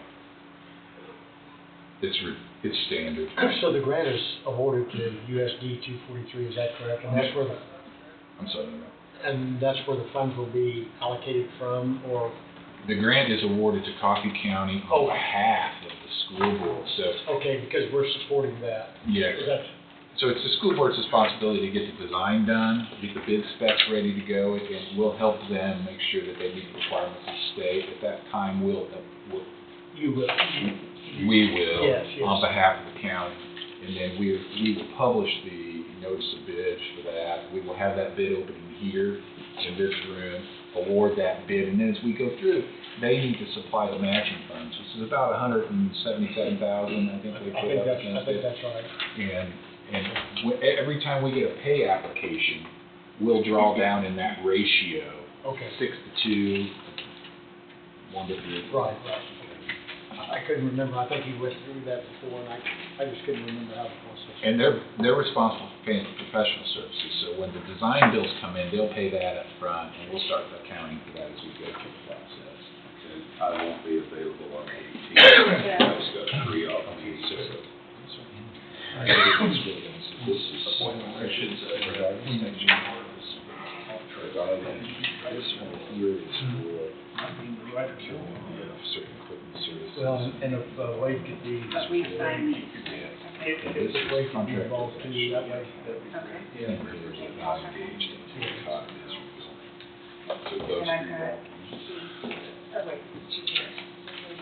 Yes. For the, And we'll leave this here, in county, test or something, we'll leave that for them. okay, No, we That's haven't it. voted. Approved. Motion passed. Who's waiting for the paperwork?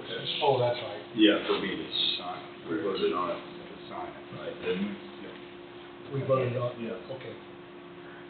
Sorry, it's 136,668, not 177. Oh, motion, yeah. So that. Yeah, I just saw that.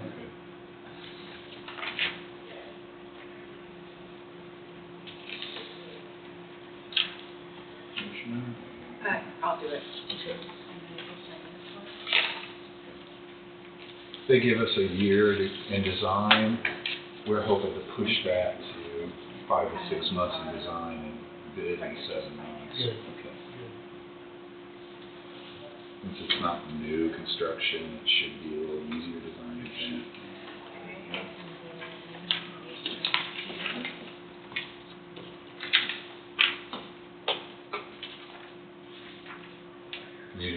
program. It's in the past built a lot of water and sewer lines, water treatment plants, so early childhood development centers, it's exciting construction, obviously.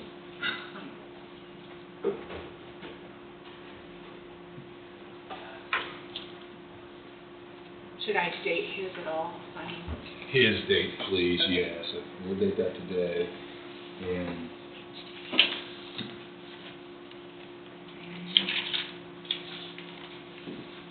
then we'll keep the originals, Angie, scan them back to me.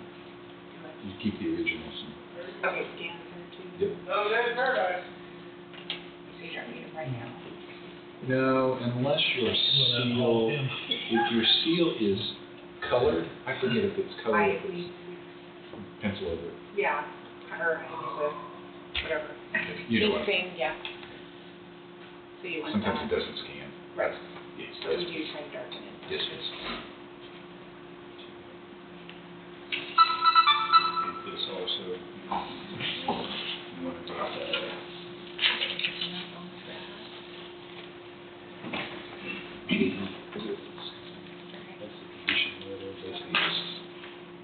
Nothing to sign. Okay. So I will get all this and scan it to you and send it. Okay. Okay, thank you. May we change topics now? Thank you for the other opportunity. Yes, sir. But we have we have the opportunity to consider a large change order for the second piece of the SSN road construction. Our bids came in significantly under budget. We were able to make a budget amendment to the state, and they allowed us to extend the road from the FSM area to 20th Street. And now we have something to consider.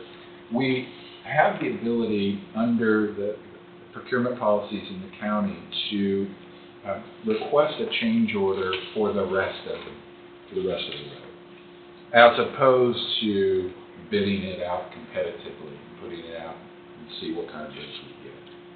The engineers, and Saban's here to kind of talk about that as well with us for other reasons, but what we've seen is that we bid it by unit price, by quantity, and the construction company that was awarded the bid on the road right now, Killa Construction out of Ottawa, bid it so competitively, and their unit prices were so much lower than the other two, that if we went ahead and just wrote a change order in for the remainder of the road, then the county would stand to save quite a deal of money.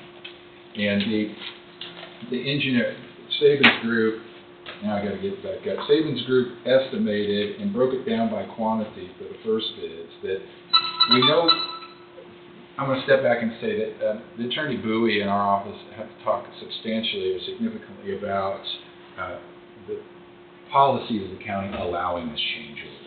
The commissioners can basically waive procurement policies to add that change order at its vote. Let me get to the prices real quick here. I asked CFS to break down the unit prices to show what the bid would have been if we would have bid that second piece competitively. And if we would have done that, Killa Construction would have come in at a change order, a price of $692,000. The second place would have been Bettis Asphalt, that would have been just a little over $1 million. And the third with Kane Construction, they would have also been just a little over $1 million. And so we stand to save approximately $350,000 if we go ahead and allow that change order. And so the issue is that the Department of Commerce is in on this, the CDBG program, and they are very large risk order adverse. And so we would have to sign a letter from the commission saying we are asking their permission to initiate this change order. And so that's what I come before you to propose, that we sign a letter stating that we're going to save a lot of money and we're going to request this change order, and we'll see what they say. If they do give us permission, then we'll put that letter, we'll come back to this body and we'll present an official change order from CFS to present in front of you to change out. So, discussions? So has Kilo been in on, I mean, has Kilo been on this discussion, or? So they haven't been in on this immediate discussion, but they are aware that we were looking at a change order. Oh, okay. From the very beginning, once we came to you and asked about that, you know, when we first came and said, hey, bids were much lower, CDBG dollars kind of need to be spent, you can't really provide them back. And then you all directed us to go ahead and let's look at the second piece. I did have a conversation with Kilo at that point, and just real quickly, a couple of things we provided Garrett. We did provide some background letter here recently. One of the things that we see is advantageous. It is a little bit unique because this is a pretty big change order to a contract, but it's kind of unfair. There was 3 points we see as relevant. Fairness to Kilo. For one, if we rebid the extension, it would now place Kilo in a very distinct disadvantage because their prices are known. Everybody's information was already put out there. So there's a cost efficiency, as Garrett kind of went through already, that we see. Specifically to add to that is there would not have to be a demobilization and a mobilization. They're already on site. And then because the contract was done by unit bid price, it does put us in a position for a change order to go back and have that discussion with Kilo about unit pricing work, if that makes sense. It does. So if all this went through, the end result would be, instead of just the original road, it would entail the full, what is it, mile through there? Yes.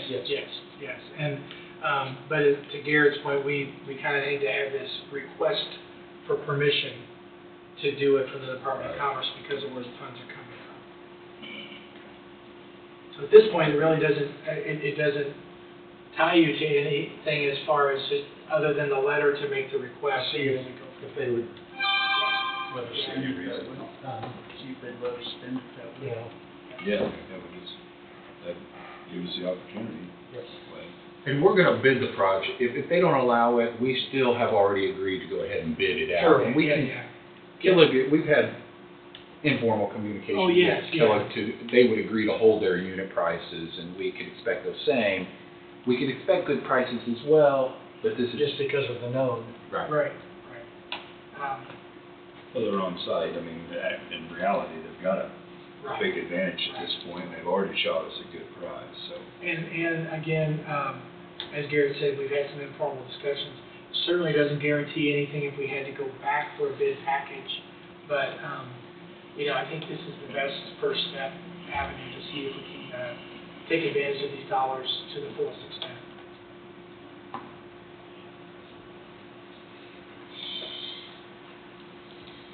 So how do we need to word that? Yeah. I'm not too sure about the formalities of that, the decorum of. Does it take a motion or will it take a consensus or? I think you need a motion. We need to like a motion of our intent to waive our bid policy, is that? I would say a motion gives me the charge to write a letter for the commissioners, or the chairman to sign.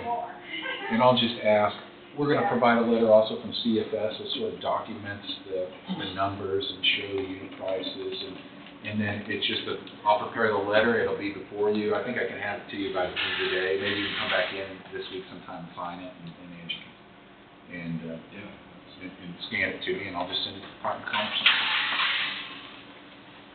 Well, on that road, will there still be two entrances from, or exits from the highway into it, or will there just be one? So far, there's going to be just the one, and the other will be up at 20th Street. So there, at the end, there will end up being two. Yes. And Todd, I think the reason why we thought about going on up to 20th is because it would be more favorable with the state as far as access to that. Is that right? Yeah, 75, US 75 is a limited access highway. You already have one. I think getting another access point would be more challenging. Plus, by extending the road up to 20th Street, it makes it a little safer for traffic going in and out of the area. Plus, again, economic development-wise, you guys get a completed roadway for all that frontage lots at the airport. Okay, so. I don't know, I wrote a motion. See how this sounds? Yeah, help me. Motion to waive bid policy to allow GAS to provide a letter for the chairman to sign to send to the Department of Commerce for a change order for the SSM access road. That sounds good to me. Okay, I'd so move. I'll second. Been moved by Thompson and seconded by McCurry. Any further discussion? All in favor say aye. Aye. Motion carries. Thank you for having me. Okay, Well, thank you for the sir. update.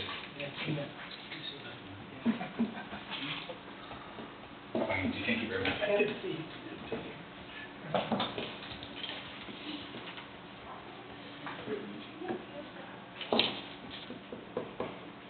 So, Again, not on your agenda, just to look here, my only update was I was here for Garrett, but, I did have a meeting with Jenny downstairs, so, we've been talking on the phone and sharing emails because, she's still trying to get up to speed with some of the work that was taking place prior to her coming on board.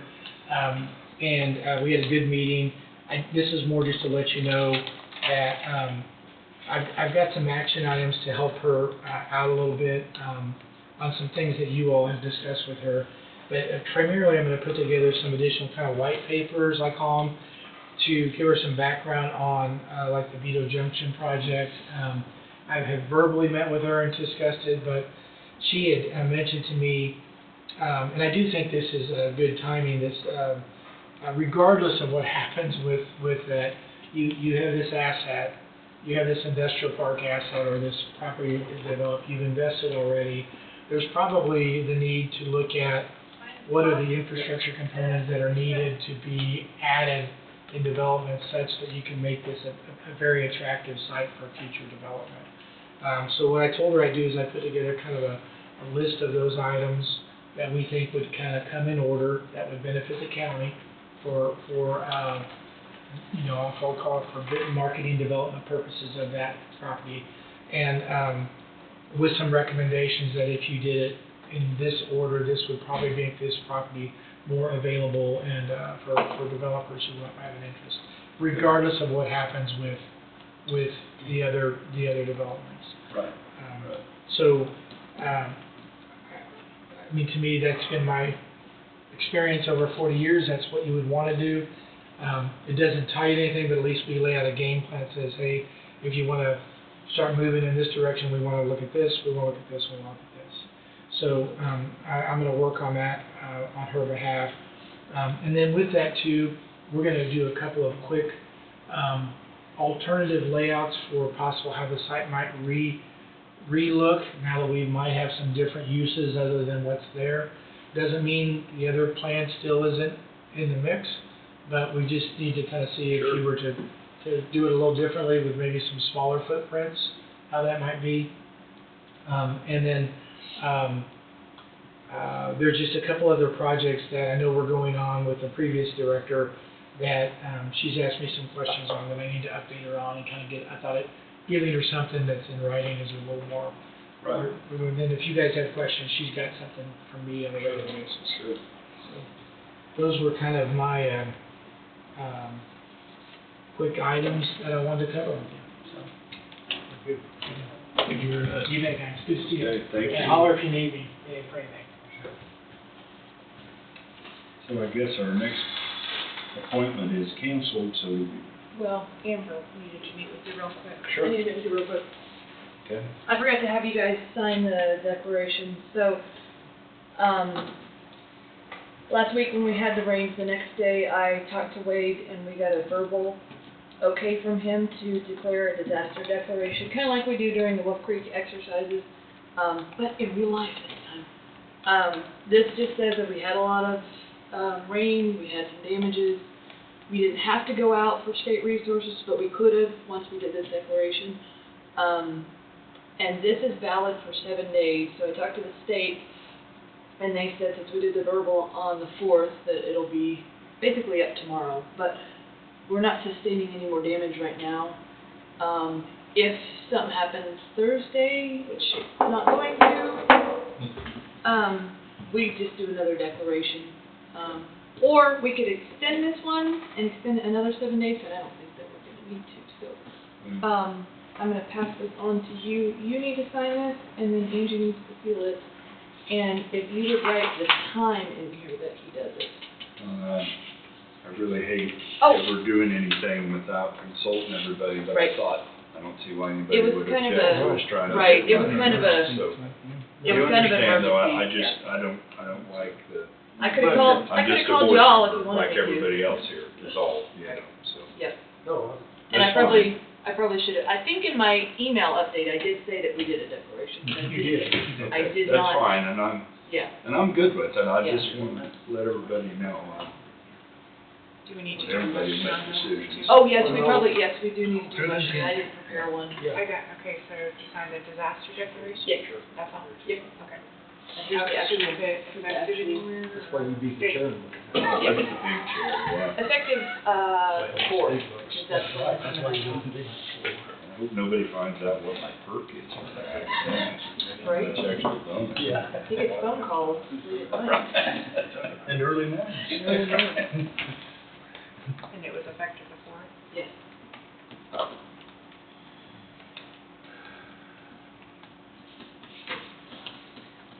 And as long as we have him sign, you seal, and then right here is the blank for the time. Yeah. I forgot to bring that up the first time when I was up here. I did, So I guess I should, Yeah. although I already signed it, Read the motion. motion to authorize and direct the chairman to sign the state and local disaster declaration for Coffee County effective June 4th of 2025. So moved. Been moved by Barker, seconded by Peterson. Any further discussion? All in favor, say aye. Aye. Motion carries. and we have to have a disaster declared in order to move through with all the funding for the FEMA stuff. We don't have to still be in that disaster declaration, but we had to, at the time, it was an emergency, we needed to have been in. That was the first step. Yes, that's the first step. And so, we did that, and, I was wanting to get it done.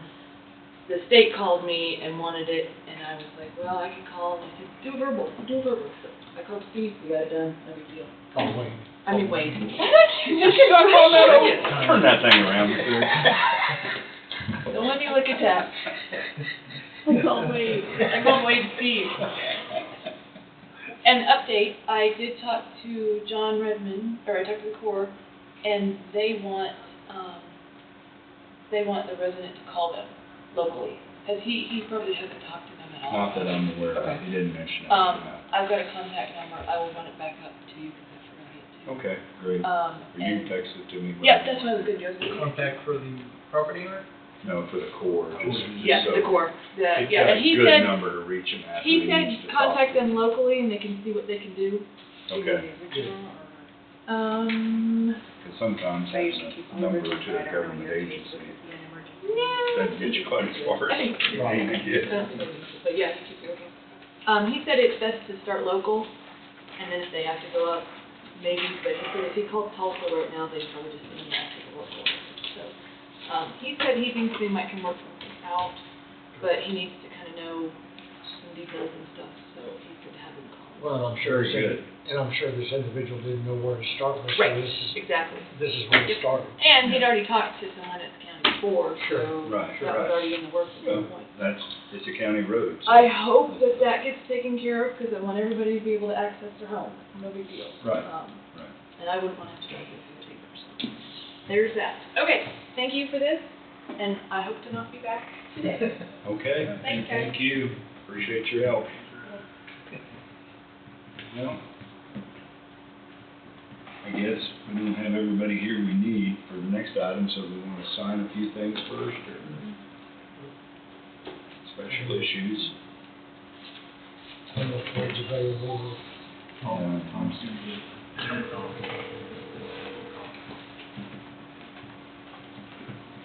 Wait to, We're waiting on you.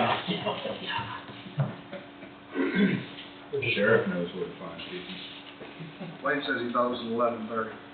It was already. It is. Tell them it is. And somebody didn't show up or whatever, so they're ready for us. Right. And go ahead and talk about the annex doors for the quote if you want me to. Yeah, that, I guess so, guys, that's fine, yeah, we can do either one. So I I got a quote from AAA Glass, and, Commissioner Evandroff wanted me to go local here and get a quote, so I did. C. Allen got us a quote, they're about $353, more expensive, but they are local. So, whatever you would like for me to do. AAA is $2,970, What was that again, Tony? $2,970. And C. Allen was $3328.28, $353.28 difference. Okay. So it's whatever you'd like me to do.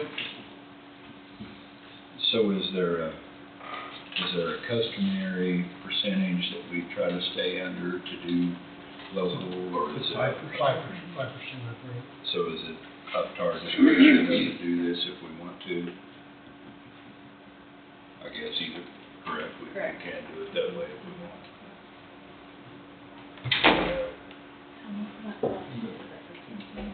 That's for the west door of the annex. It's got potential 10%. If I hit the right buttons.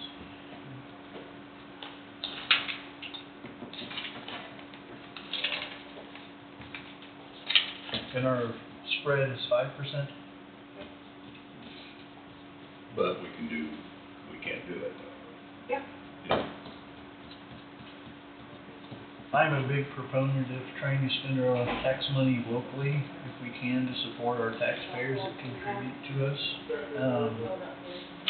I would be in favor of Mr. Allen, but I'm only one vote, so that's my preference. I would support that also. When would they be able to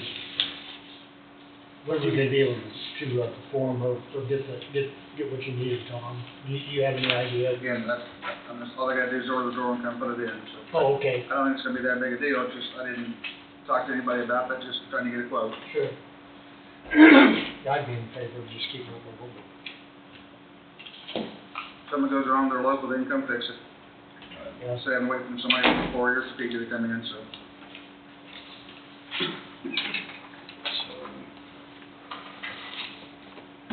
Would we need a motion to do that, or what do we need to do? Have a motion to approve it, I'm assuming.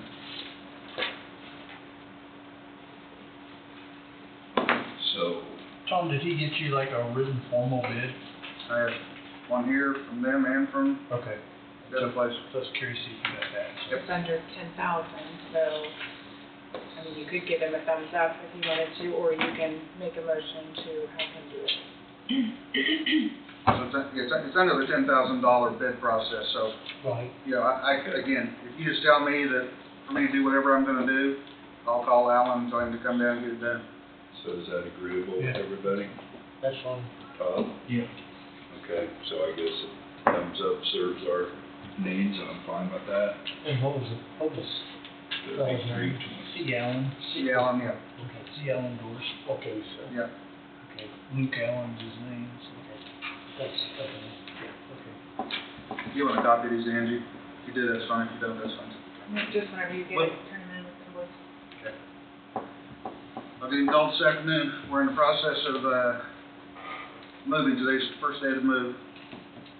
So that's why I'm dressed as I am. I'm not, in uniform here. We've got groups moving all kinds of stuff. We're not, had a little hiccup this morning, but that's okay. So, both our elevators are down. So, don't laugh, Steve. I'm not, No. yeah, don't laugh, Steve. Okay, don't make It me is, come over what there. I was thinking of, Tom, is this is Monday. Yes, it is. Well, yeah, and. Yeah, don't laugh, Steve. I like you. Okay, I've told you that many times before. I was just grinning, I was envisioning him packing boxes up Box the up stairs. the stairs. My deputies are packing stuff upstairs, that's right. Man. So Wade's office is packing stuff upstairs. We're gonna move what we can without killing people. We're not moving filing cabinets. We can't, we're not moving that stuff up and downstairs. Sure, Too dangerous and big way to get somebody hurt, so. yeah. I can tell Wade is loving moving day. I mean, Yeah, again, he was the one that wanted the office. That's right, so. don't bring it up. It's not a good subject this morning, so. Looked like the service guy was here when I walked over, though, so hopefully yeah, hopefully they can figure out what the problem is, so. You have an update on, open houses? It's published, so we're gonna do it the 27th, it'll be a Friday, we'll do it, in the evening, I think I said from 6 to 9. And then Saturday, we're gonna be there from 9 a.m. to 3 p.m. So, that all day Saturday, you can come over Friday evening, so, 6 PM to 9 PM, on Friday, and Saturday, what again? 9 to 3. I think Kilo's tentatively scheduled to lay asphalt on the 26th. Or what? Parking lots. Oh, Or the the, parking lots are in there. the road. You mean the road around? Oh, okay, yeah. I wasn't aware of that, so that's great, so, that would be great. But other than that, like I said, we're just trying to get stuff moved, so we got boxes of stuff, deputies are moving up. My staff's getting everything shredded, needs to be shredded, so we can move stuff and box stuff, and I started on my office, and probably no matter what, you know, myself and Angie and Lauren will not move over, because we can't move over until computers and phones are hooked up. I gave Brad and Adam, or Brad's supposed to be back this week, I gave Adam not trying to pressure him, just told him I'd like to see those in by the end of the week. So he thought he may be able to get over there on Thursday and start putting computers and phones in. So hopefully by the end of the week, we may be rushing on Friday, but hopefully we can get some stuff moved over there where we can, and that's not saying we still haven't been, fire marshal hasn't been there with stuff to give us occupancy, but hopefully that all gets done this week, and then we can start doing stuff next week. So what about dispatch, Tom? 26th. Let's see. We think right now, we put it out to them, we're trying to get all three entities to get together on the same page and say they can all meet on the same day to get it done. But you know, trying to get three entities together that, to get anything done at the same time is pretty difficult. But they're telling us on the phone as of Friday, they think that they can all be there on or some date around the 26th, between the 26th and the 30th, but they told us the 26th. Okay. To get moved.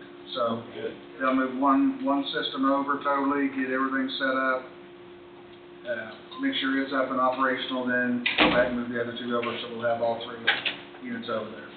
Tom, we've been hiring, or you've been having us hire new people for you. How many full-time staff are you gonna have to run the jail? 18, as I said to begin with, 18. Okay. Yeah. How many, is there any part-time staff? No, No? Okay. not in the jail yet. We don't have time for part-time people. There's no way, we don't have that. So, believe me, I've got plenty of work for 18 full-time people, yeah. Now, Goldberg told us, you know, from day one, since 5 years ago, when this, when this started, that you probably have to have 18 people to run this, 4 people shift, and that's what we have. So, we're up, by the way, we're full staffed everywhere. I say that now, some will happen, but we're full staffed, ready to begin this endeavor if we never get moved over, so. Great.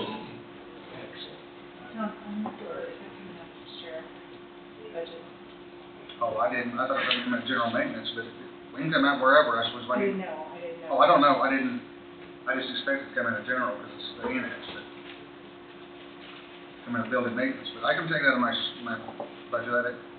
No, it's fine, I didn't know if it was something different or. No, it's not, they were just doors rusted through, and it needs to be replaced, it's gotta be replaced. Yeah. Very good.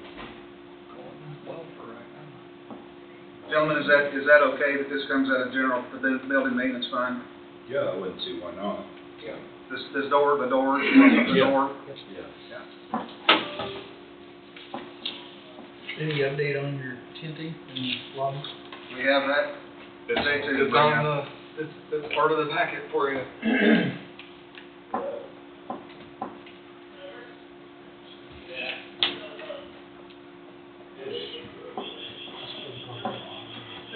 But Casey has it on here at noon.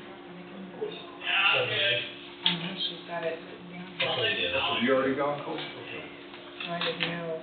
So that's, Yeah, and if we get done early, maybe we can call and see if we can sheriff covered most of my update. Yeah, I Moving saw day. it, yeah. Yeah, he is. She called.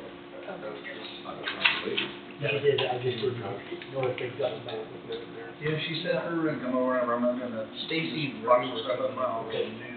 Do you want me to call? Find stuff I haven't seen for 5 years. Say we do this, so we're running a little bit ahead. Yeah. Okay, I'll see if we can get them there. Okay. Wade was the TD elevator guy there yet? I saw his car when I walked over. I haven't been over there, I've been.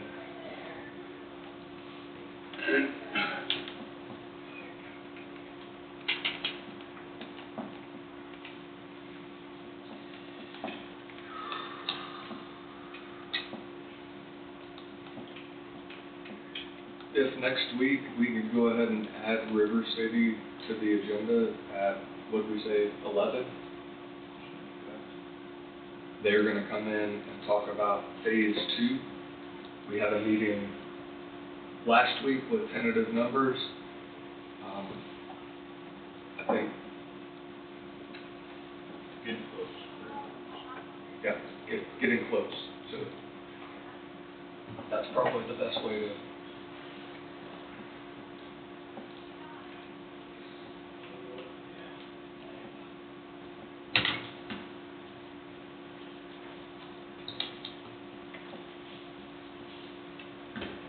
There we go.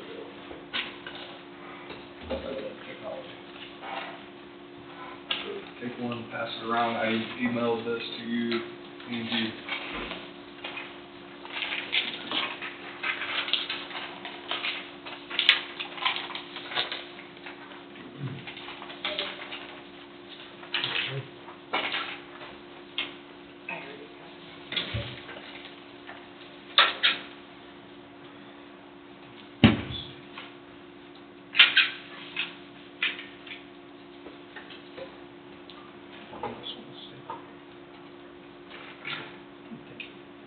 So what I just handed out is actually the motion to deal with change orders 40, 41, and 42, so we're gonna go through each one of them.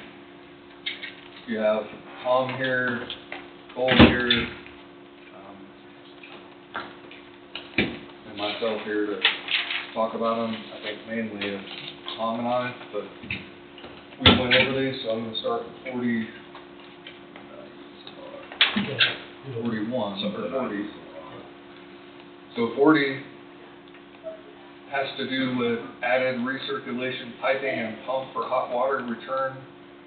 And then adding a light in the link to the existing building.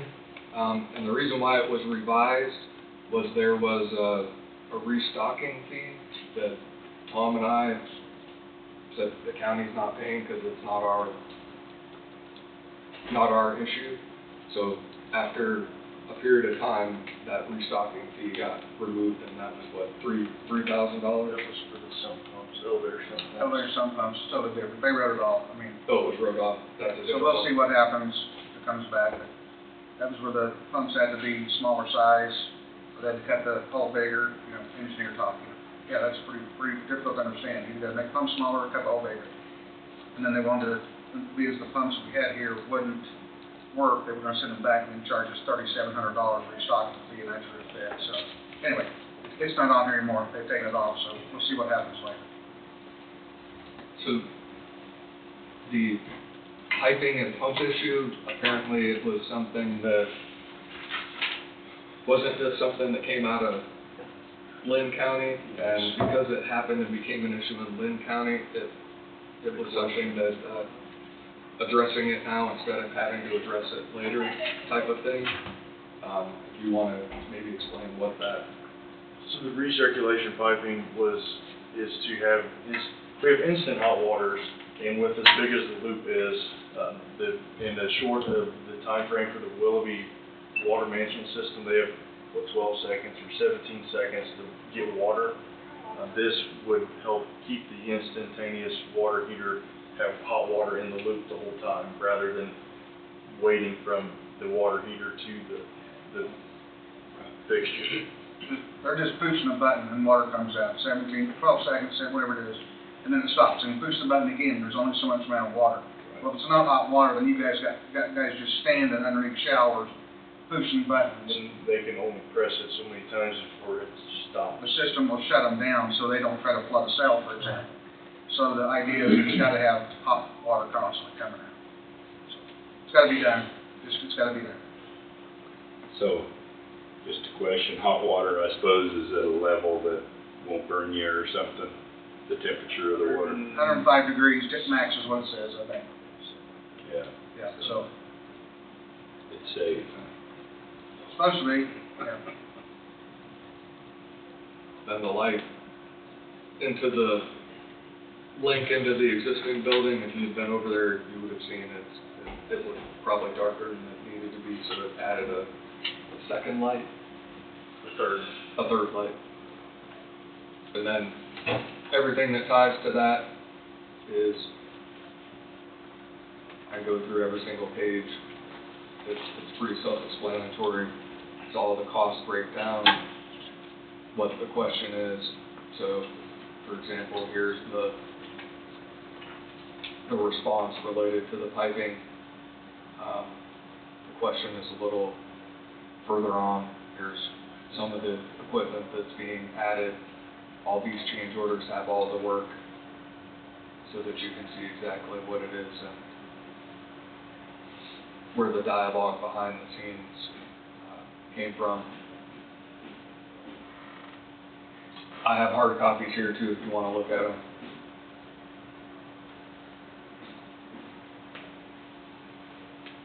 Here's the request, provide more detailed clarification on the 105-degree domestic water recirculation system.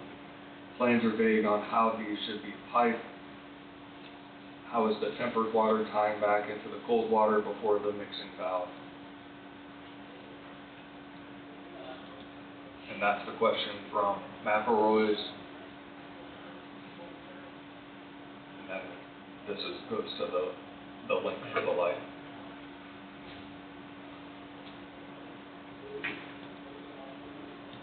That's the response from Entrova, responding to the majority of these.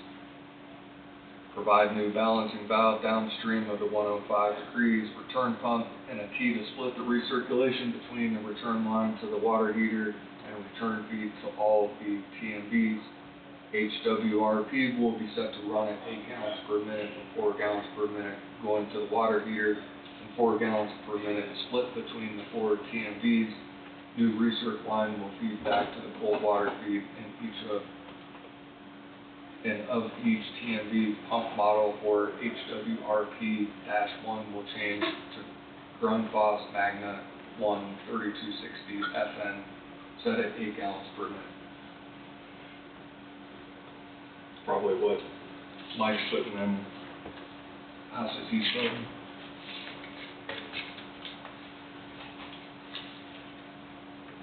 So that total $18,874 for that change order.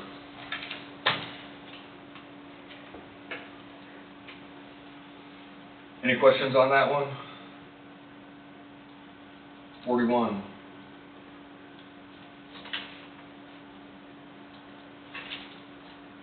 As you see at the very top here. Thanks, Mike, appreciate that. Ask Tom. Yeah. So that's a trench drain in the back by the kitchen that they need to have put in to make sure that that water running off the preschool, wherever it is, the south. They were worried from day one about all that water coming down off the building and then rerouting all that water. So they put a drain in. They thought that needed to be done. And it's worked great. We've spent that when that 6-inch rain came. Again, all the water is routing fine. It's going to the drains. We don't have water standing. I thought they did a great job on that, putting that in. So that's for the drain. And then there's $1,510 to raise the height of the seals. You know, the 2 big seals that you saw in the front of the building. I didn't like that down at ground level. I thought that's a great way to get them vandalized. There's been another place, wherever it was, that had those seals down low, and somebody just walked by at night and spray painted them as they walked through around the front of the building. I don't want that, didn't like it, so I told him I wanted to move that and put above where the lettering is, above the building, get them up off the ground. And just so you know, you can screw my wife said, as soon as the car parks in the front, you won't see them anyway, get them moved, you know, she told me, get them moved, you gotta go up. So, that being said, we told them we wanted to move, and that's what, they charged us to put them up high. So, that's that $67.53 total cost. When do you expect to put those back up? Whenever we get, I just gotta call the guy, get him back. We were waiting on the asphalt cure a little bit. I don't want his boom truck putting divots in it. Yeah. Okay, thank you. Preferably not have divots in it. Yeah. Next one, change order 42. It ends up being multiple potential change orders in one. Most importantly, potential change order 48, which is a credit of $19,903, and then the other two are deductions. Removing the mesh ceilings at certain locations. What locations was that? I don't remember the locations, all of them. Do you remember? Not all of them. We sat through a meeting and determined areas that inmates will not be by themselves and or cannot get. Some of the walls are full height and there was nothing above that they would get out of if for some reason they would ever get up to. But we sat through, I don't know how many rooms we had. We determined there was no need for the security mesh to be above these ceilings. Trying to save money. We didn't need them in there. I didn't feel we needed them. So it's a savings for us in the end, so I just don't want to remove those. We left them where they needed to be and we took the others out. Yeah, I don't remember how many rooms. Potential change order, and so right here, for whatever reason, when it was scanned, you look at, oh, magically it appears. I don't understand how that happens, but potential change order. That's Tom. Yeah, that's Tom, that's what's on top of the list. $10,469.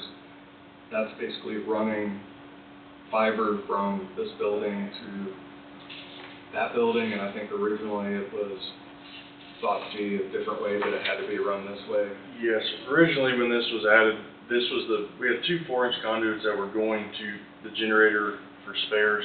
We routed them, in an ASI 13, I believe it was, to this existing building. The plan was, originally we priced it, or there was a separate change order rather, that we priced just the pathway coming core straight in to the basement. And since then, when we got into it, we had to move our location at a quasi box core. We cut out half of a cell floor, went up the wall and into the steel ceiling in one of the jail cells. And this was the above and beyond cost of what we originally thought the scope of work was to what it turned into. Originally, like I said, we were going to get a core into the basement and just basically poke through the wall, and the building had other plans for us when we started, unfortunately, because that was by far the easiest. And then the last one is $415 for a door closer. That's probably pretty self-explanatory. If you want to see the... We need one put on the control room door. We didn't have one. We can't have doors open up there that won't close. If the public, we're going to allow other employees to come up and use the conference room, or it's our training room, we use the conference room, or the weight room or whatever, that door needs to be closed and locked, so that way somebody can't just walk in. Not that they're doing it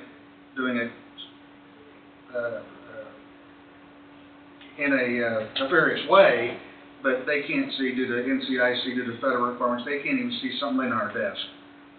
So we need to just make sure that door closed and locks, and so to do that, we need a door closed. Too many regulations anymore, we just can't let somebody walk in. Yes. So going back just a little bit within this change order, it obviously, and the only one I'm going to focus on really is 69, potential change order, which is the fiber. So costs associated with adding quasi box for fiber pathway excavation, saw cutting, removal, rigid conduit, and within this has the work Shelley, $9,974. It has the breakdown. It has the equipment if needed, and then there'll be the rest of the work that goes with it. So I just wanted you to see all the receipts and everything that ties to it are there. And that's the same with all these change orders. And then here's 75,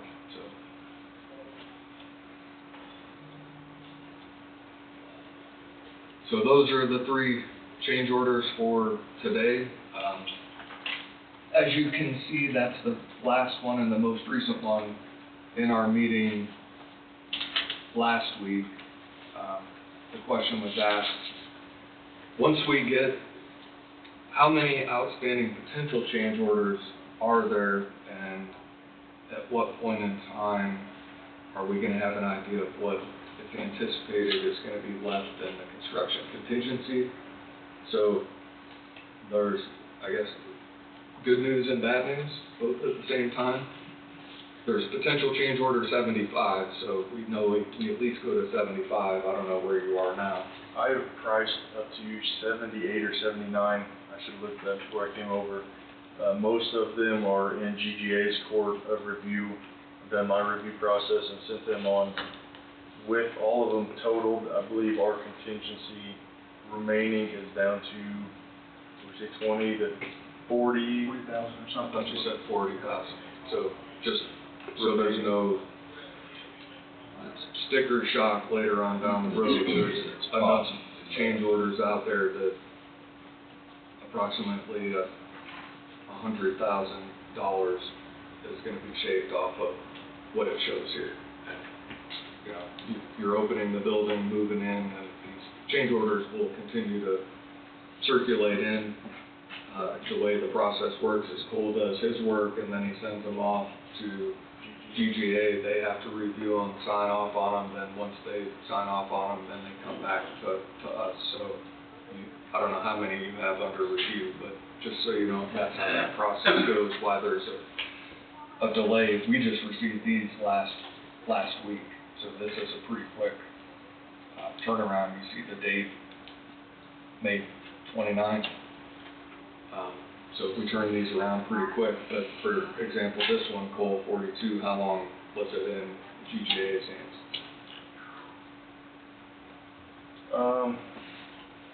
I know the mesh ceiling one, we went back and forth with the subcontractor. That was one of the ones that took the longest. The other 2 items in this one, GGA's had for a little while. But we were originally, just so you all know, the mesh ceiling guy, they had so many sheets of the mesh they're crediting back, but their hours was very minimal. Question that is what took so long just for them to get everything to be where it needed to be, because they're very few hours versus the amount of material they were giving back was not jiving. So that's what took so long for that one in particular. But they had them at least a couple weeks to a month.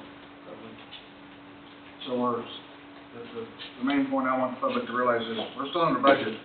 Correct. Coming in at budget under 40,000, I'll take it. If that's how much under we are, I'll take it and run. So. Okay. And if you remember moving back in time, and Cole can probably chime in, when the salary report change came in, that was actually an owner change, and we argued with River City about whether that should be a change order. We requested it be taken out from the project contingency, and that was about $80,000, so there would be potentially over $100,000 if the numbers stay true. Now, that was something that had to be done, but that's where that money came out. Wasn't it $88,000? So if you look at it and you add that $88,000 back to the construction contingency, the numbers look maybe a little bit better, but at the same time, it needed to happen, so it's taken out of the right place, and that was Tom and I's argument at that time. That contingency is available for the remodel also. Yes. Phase two. Absolutely. There's money set aside for it, yeah. And allowances in each fund, just like we said, there's a concrete allowance, you know, there's a digging allowance, not stuff for us, that won't happen here because we're not digging, but there's allowances set in each one of those programs that hopefully we can take care of anything that happens, but then there is a contingency too. And as far as kind of while we're on the allowances, there's two we have discussed that we plan to use from here in the near future. The elevator one, we have an overtime ticket from them for getting the elevators running last week. It was either that or reschedule an inspection and their remobilization, which was going to be $7,000. I think our overtime ticket was $5,200. We have an elevator allowance we plan to use that for. We had our touch-up paint or damages. We held off. We did the punch list as I think Mark was with us, the upstairs. The painter acknowledges he has touch-up, but we are kind of carrying that to prevent, or if there's any damages during the movement process, to do it all at one time and use our paint allowance for any of that additional cost if we have damages from that. So that was a conversation we had months ago, just to kind of cover it all at one time rather than us do it and then have damages. Do you have a date for final walkthrough on it? As far as signing off from work to use? We have the fire marshal inspection scheduled for Thursday, and barring their acceptance, that'll allow occupancy. We'll have the touch-up paint still to go on once everything's moved in, but not necessarily a walk-through, sign-off type thing. That's what I'm looking at. And then Tom, you'll be in on that, and Wade. You guys need to have a final walkthrough. If there's anything that you see that's not done right, while they're still on site, or we can have it taken care of instead of fighting somebody trying to get them back. So we've already done the two punch lists, top floor and second floor. And River City's right there with us, putting stuff down on their tablets, showing where stuff needs to be done. It's all been marked too. And so they know it needs to be done. And again, like Cole said, they said there's no use in doing touch-up paint when we're moving stuff in this week, and stuff gets tore up. So I say that, knock on wood, that doesn't happen, but I mean, so just things like that we know has got to be done once we move in. Then once that gets done and we move in, because like I said, there's no ifs, ands, or buts. Wade's got to move this week. The court gave in this week, and so he's got to be moved. And so when that happens and we decide to take occupancy, then I suppose we can do another walkthrough if you'd like it, and say whatever needs to be done is still, they have that list, but we could walk through and say that if that's what needs to be done. Verifying. Yeah. Cleaned up. Of course, similar to, we had a PR 28 came out that was priced for the data and power. That was the conversation we had also, that we're getting our scope of work complete, and then the plan is to fall back and hit that. It's going to be probably well deeper in there, but we're going to, right. Again, another thing and the plan is for phase 2 to use all the same subcontractors. I believe there was some scopes that were bid out if they were over budget, if needed. But essentially, you got us for 6 more months. And we got a punch list for And no matter what, they're not going to get up and run, because they still have their last of their money in retaining. So nobody's going to leave unless they don't want to get paid. So that's the good thing about having the last 5%. So we sign off on it, they ain't getting their retaining. Cole knows we're not afraid to talk about even small thing being wrong with the ceiling or a wall or anything like that, right? So we're taking care of those issues. It's just kind of the way it goes. So, and then Cole, you can also correct me if I'm wrong, for the next year, even after things are turned over, there's a warranty that goes with everything, that if there are issues, then they'll come out and the manufacturer will come in and fix it. So we'll have everybody carries a 1 year, we carry an umbrella 1 year workmanship warranty, and then certain things have roofs, 10, 15, 20 year, I don't remember off the top of my head what it is. Certain things have different warranty, but there is a 1 year workmanship that is carried by everybody. So there's fail-safe mechanisms to deal with some of those issues. So I guess everybody ready to read this then? Go for it.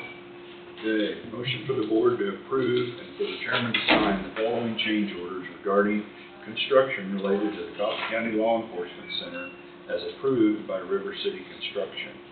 Change order number 40 revised with costs associated with potential change order number 63, which includes adding a recirculation piping and pump for hot water return piping, deduct $17,340, and potential change order number 71, which includes adding a light in the jail to court link into an existing building, deduct $1,534, with $18,874 to be deducted from the project construction contingency.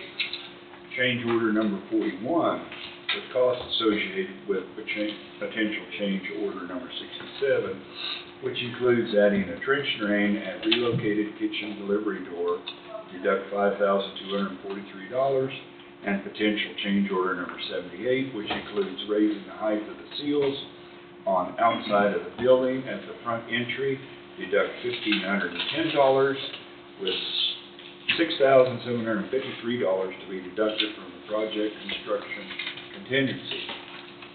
Change order number 42, with costs associated with potential change order number 48, which includes removal of mesh ceilings at certain locations for a credit of $19,903.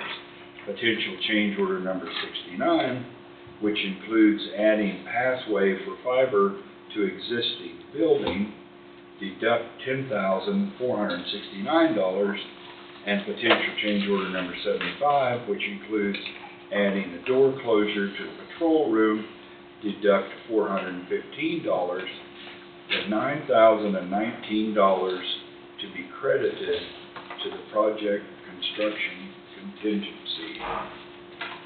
I'll make that motion.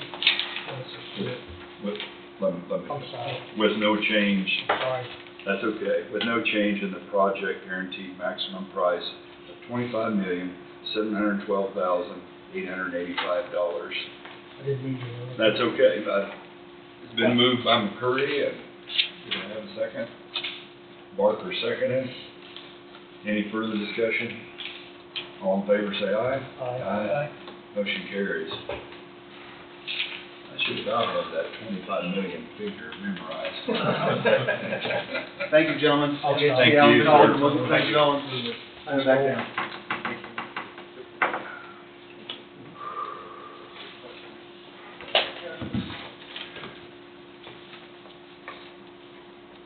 Well, I guess we were going to discuss the hospital budget request for the year, and I thought maybe it might be helpful for you folks to be here.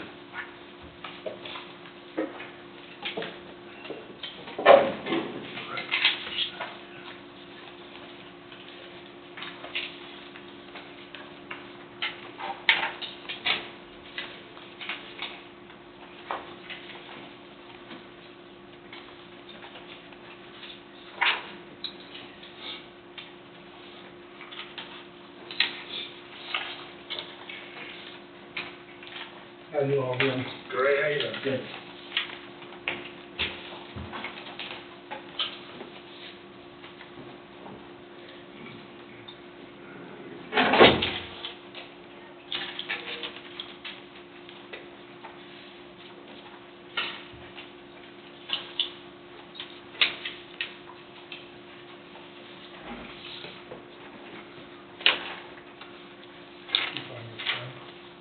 I think I did. Finally. Thought I left it in my pickup for a minute there.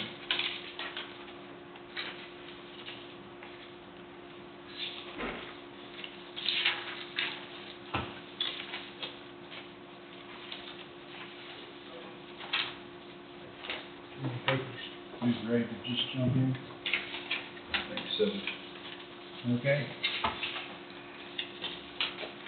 I guess I had a question, just to recap everything. I guess the total request for the hospital is what, $3,111,025, which is a $1,071,531 increase from this year. And the ambulance, total ask is $1,104,994, which is an additional $83,247 for this year. A total of $1.1 million increase.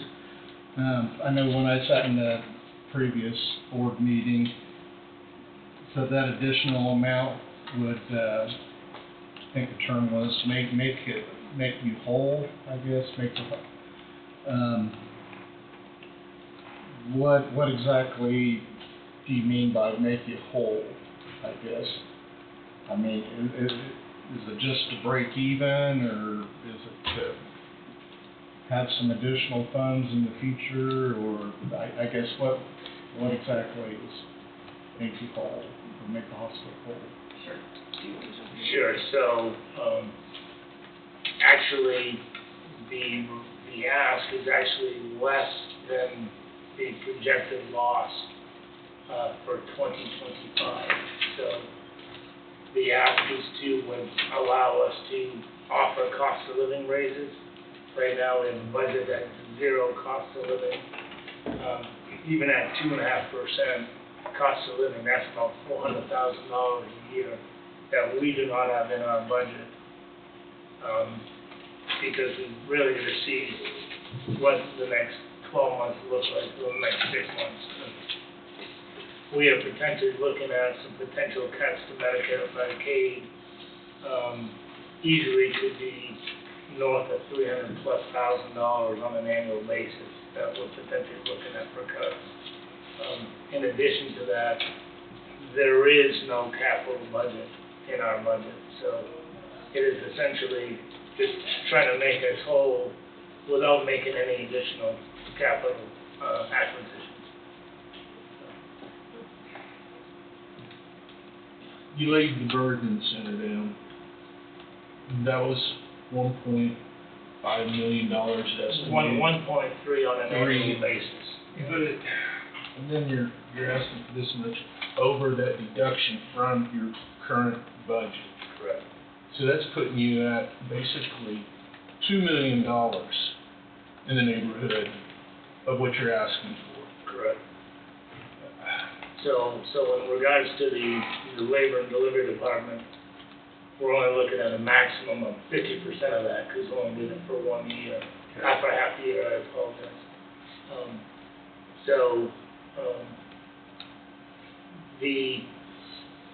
Had we not closed labor and delivery, we would have lost approximately $2 million plus to the bottom line. So just the projection of having a little bit of money potentially to give raises, no capital. Had we not done that, then, I mean, we wouldn't have been able to make that debt service of approximately $300,000 on an annual basis. So we would have negative cash flow without closing labor and delivery. But the way it stands now, the loss is somewhere around north of 600,000 I mean, for a half a year, roughly. Correct, exactly, so, yeah, so we've already absorbed, That, 5 months, of that 1.3 annualized, right. correct. And on the cost of living, I mean, where does Coffee County Hospital or Coffee Health System, where does it stand as far as, have you had a salary study? I mean, to know where you stand on salaries everywhere? So the Kansas Hospital Association, every year we participate in a wage survey twice a year.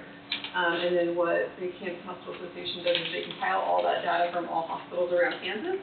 And then they push that back out to us so that we can see percentile-wise where we are fitting in comparison to other facilities in Kansas. And you can drill that down to either geographically in your region, you can do it by size of hospital, you can do it statewide.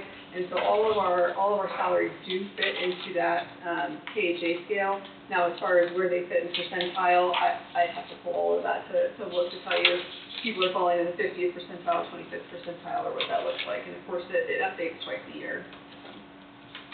We try to maintain competitive salaries, otherwise folks are gonna go elsewhere. When you say competitive, where would that fall? I mean, you're talking above the 50th percentile, or? I don't think anybody is that above. We've traditionally been pretty much around the 25th, between the 25th and 50th. Between 25 and 50? Yeah.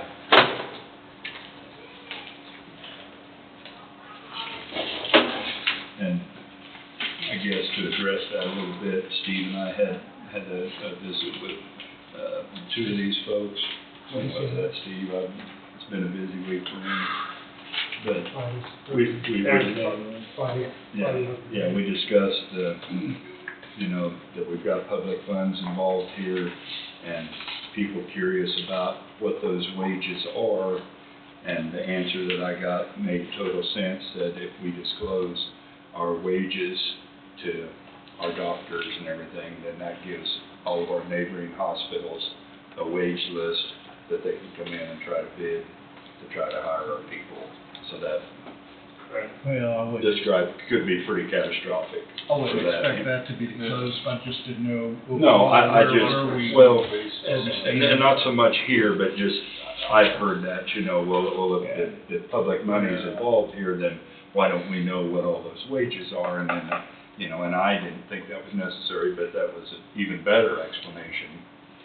So you've given a reason why they're based where they're at.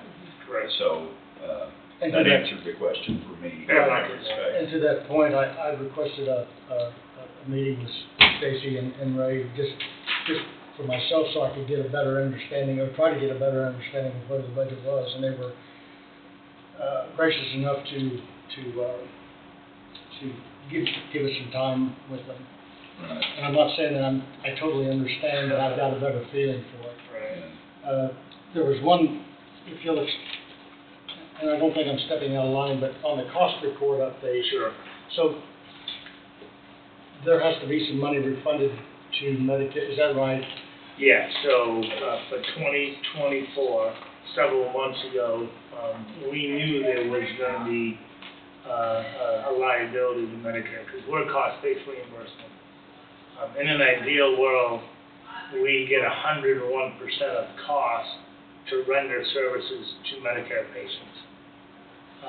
Several years ago, because of the legislators did not balance the budget, there's an automatic trigger with Medicare, it's called sequestration, that there's been a 2% reduction in that payment, I think since 17.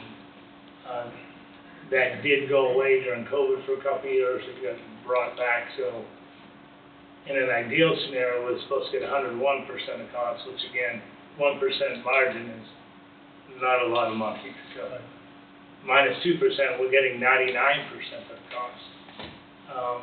One of the things that most people in the healthcare industry fear right now is because it doesn't look like potentially they're going to balance the budget again, there may be an additional 2% sequestration, which would be about $150,000.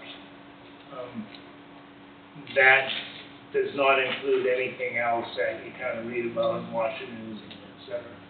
In addition to that, several months ago, they did an estimate of the impact of Medicaid reduction, and they estimate in the state of Kansas it would be about a 10% decrease. But again, everything's fluid right now. That would be an additional $150,000. So we could easily be looking at $300,000 reduction in reimbursement starting in the next 6 to 12 months.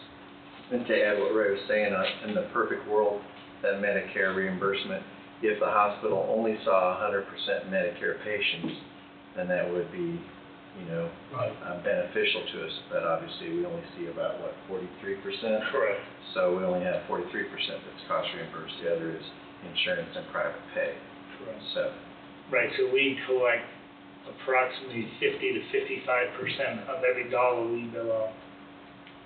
Way back when, it used to be you bill the insurance company or Medicare, you get paid that. That's not how it works anymore.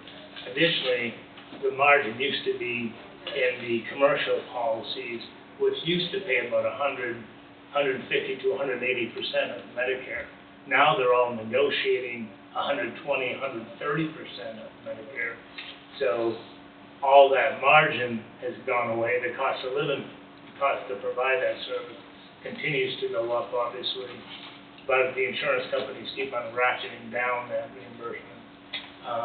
On a self-pay patient, we average somewhere around 20 cents on the dollar of what we actually collect on self-pay patients.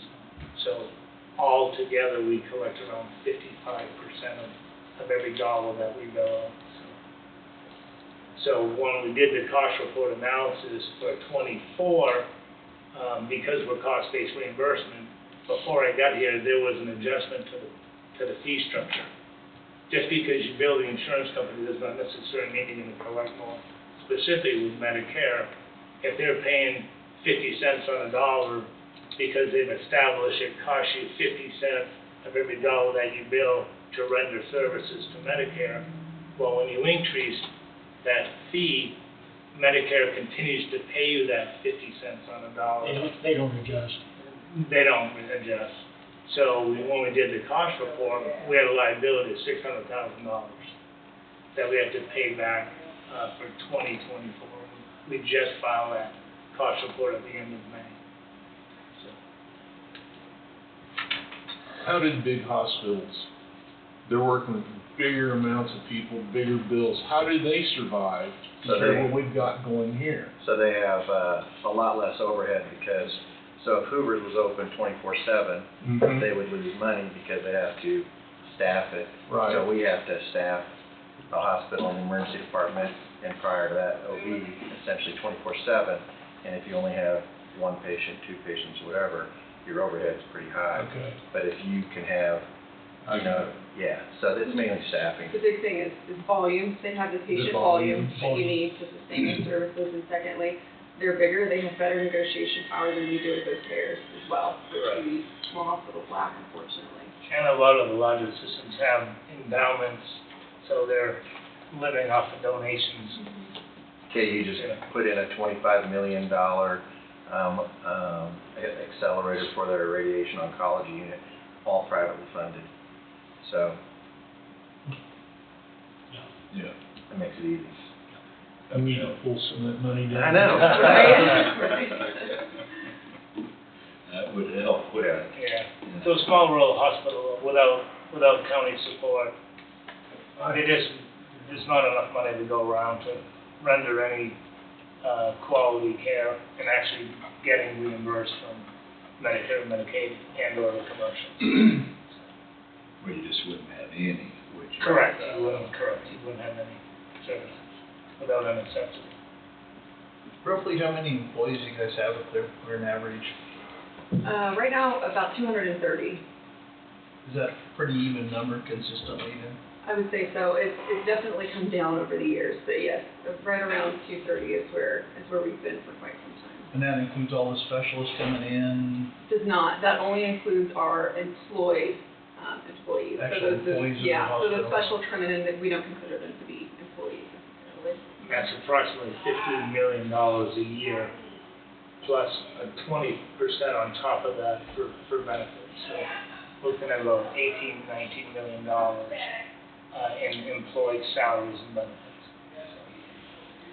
And then I think you spoke about either at the board meeting or the other day that as people retire or go somewhere else, you look at it to see if you need to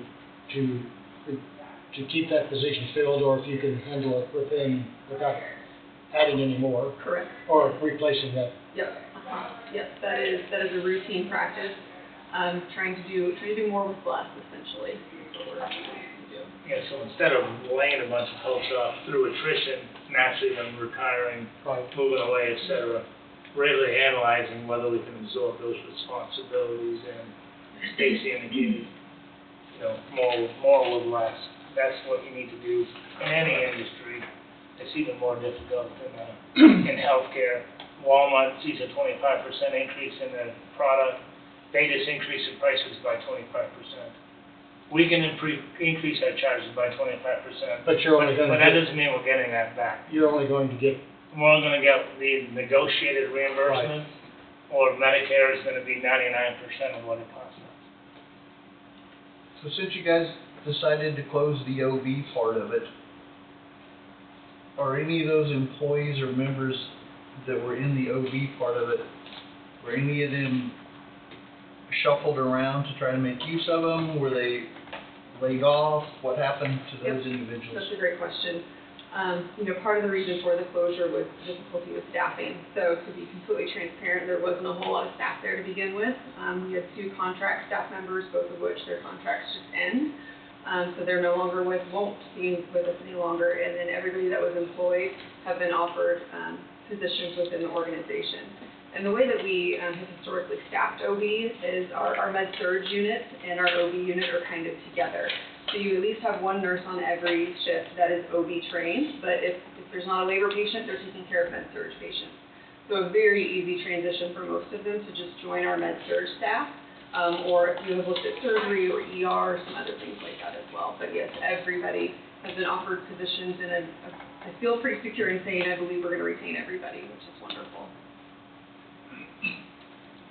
Well, one thing that seems important to me that I think maybe we kind of overlook sometimes is 230 employees. That's a huge employer in our county. Mm-hmm.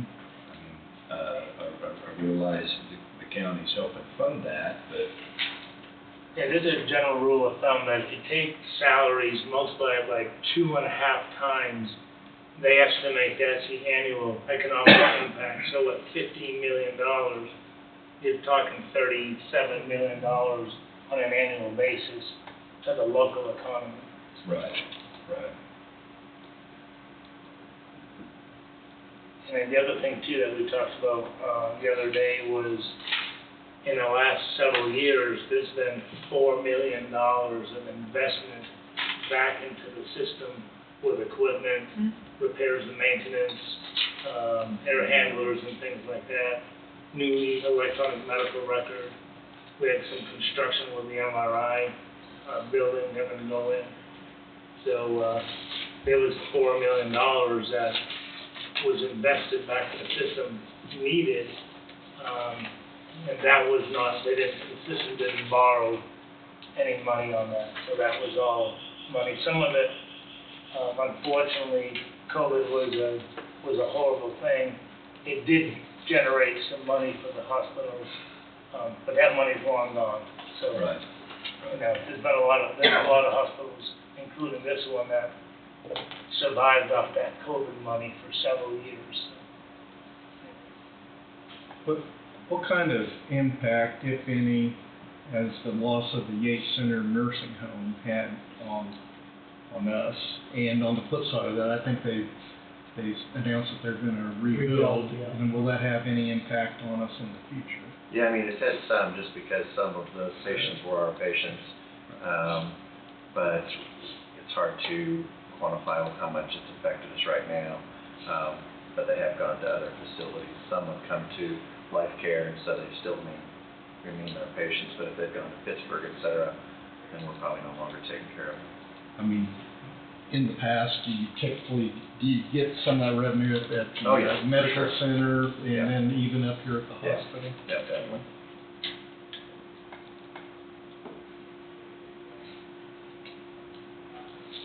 With that one point, wherever it was from the Bourbon Center being laid down, is that figuring salaries from all the staff you're retaining, or was that figured somewhere else?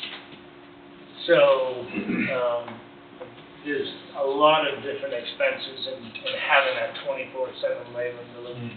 One of our biggest expenses is 24/7 anesthesia. Right.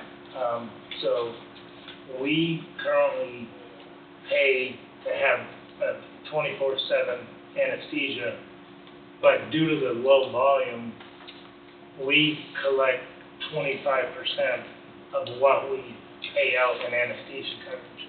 That is a huge amount of money that gets spent. As Stacy indicated, a lot of the salaries were contracted folks, so that went away. Along with, again, there was only, 3 employees, I think? 3 FTEs. So there's really only 3 FTEs that were actually employed. Everyone else was either was contracted. And those employee salaries really probably don't factor into the expense. It would only be call pay, et cetera. So, so having them be an employee still doesn't adjust that expense. Looking into your crystal ball, this is big, we're asking questions about, do you expect this to even go up higher next year? My goal is not. Right. The goal is that's not our goal to be too. less. The goal is for it to be less. Right. So again, we have 2 strategies. Maximizing revenue, that's number 1. Getting our expenses under control. And we've done a lot of things. We talked about reevaluating positions. You talked about that last time. In the first 4 months, we are $180,000 lower in projected labor because of those savings. And not only did we consolidate, but there were some positions that were budgeted for that we kind of took a step back and said, we're going to kick that can down the road. As far as having a crystal ball, I wish I could get into the heads of the politicians as to what's going to happen with Medicare and Medicaid. That is a wild card right now. But our goal is to continue to increase revenue and contain expenses as best we can without jeopardizing patient care. And Ray, when did you start? Full-time, I came in July, but I was here for about a month and a half on a consulting role. Since that time, though, you've been able to get a handle on accounts receivable? Absolutely, yes. I mean, because that was pretty skewed. Yeah, absolutely, yeah. So, normally, again, not abnormal to talkie. When you transition to a new electronic medical record, there's always delays in getting claims out and things like that, so. Putting systems in place, throwing a little more resources at the collection process. In '24, we collected about 2.8 million more of that accounts receivables than we did in '23. In the first 4 months of '25, we've collected almost 700,000 more than we did in the first quarter of '24. So, I guess my point is you're gaining control of. Absolutely, getting better control of the accounts receivables, and then in addition to that, making sure that the board's getting accurate, timely information, drill down to the department level, not system-wide. Right. One of those results was we recently had an adjustment to the rates at the Meadows because we lost $120,000 in '24. We adjusted the salaries, the rates in Meadows. And then in addition to that, Suzanne, who's the CNO as well as oversees the Meadows, she's done a great job of getting the capacity up at full capacity. So in the first 4 months of the year, we've already almost made the budget that was projected for 12 months in 2025. For the Meadows. For the Meadows, correct. So without having accurate information, back in '23, there was some price adjustments to the monthly fees. but they weren't necessarily getting the labor costs and things like that to really drill down to make sure that, hey, you guys realize that we're losing $100,000, so just that in itself, again, what are we doing? That in itself is projected to be about a $250,000 turnaround from 24 to 25. And you were asking about making it whole, and a lot of these requests are specifically like with the ambulance, we lost $100,000 just on the ambulance, and so they were asking for that just to make that break even.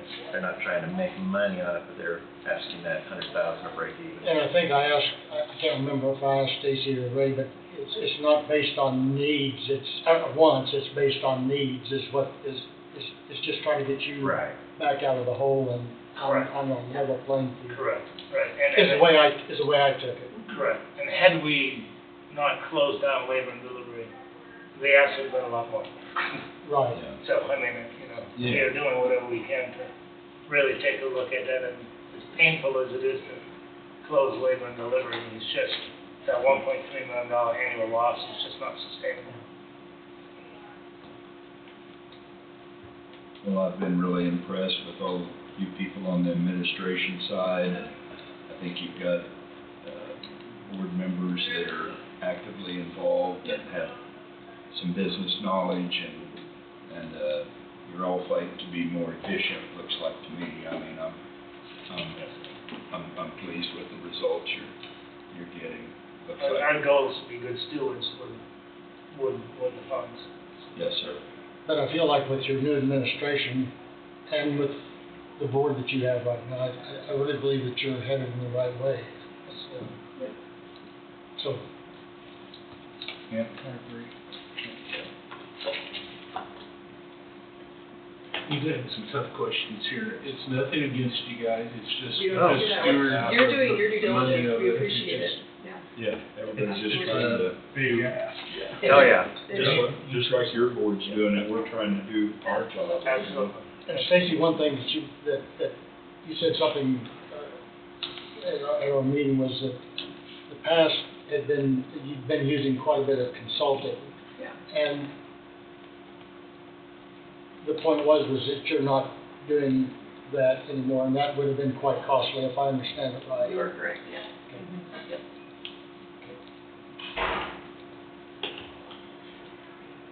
Have you made any progress, you were talking about bringing an orthopedic in? Have Yep. you made progress on that? We are making progress. There is an agreement with legal right now that they are reviewing to hopefully be bringing that in sooner than later. And it will be a stepped approach, it will start with the Sure. clinic time. The ultimate goal is to be able to do orthopedic procedures back in the OR again here at Burlington.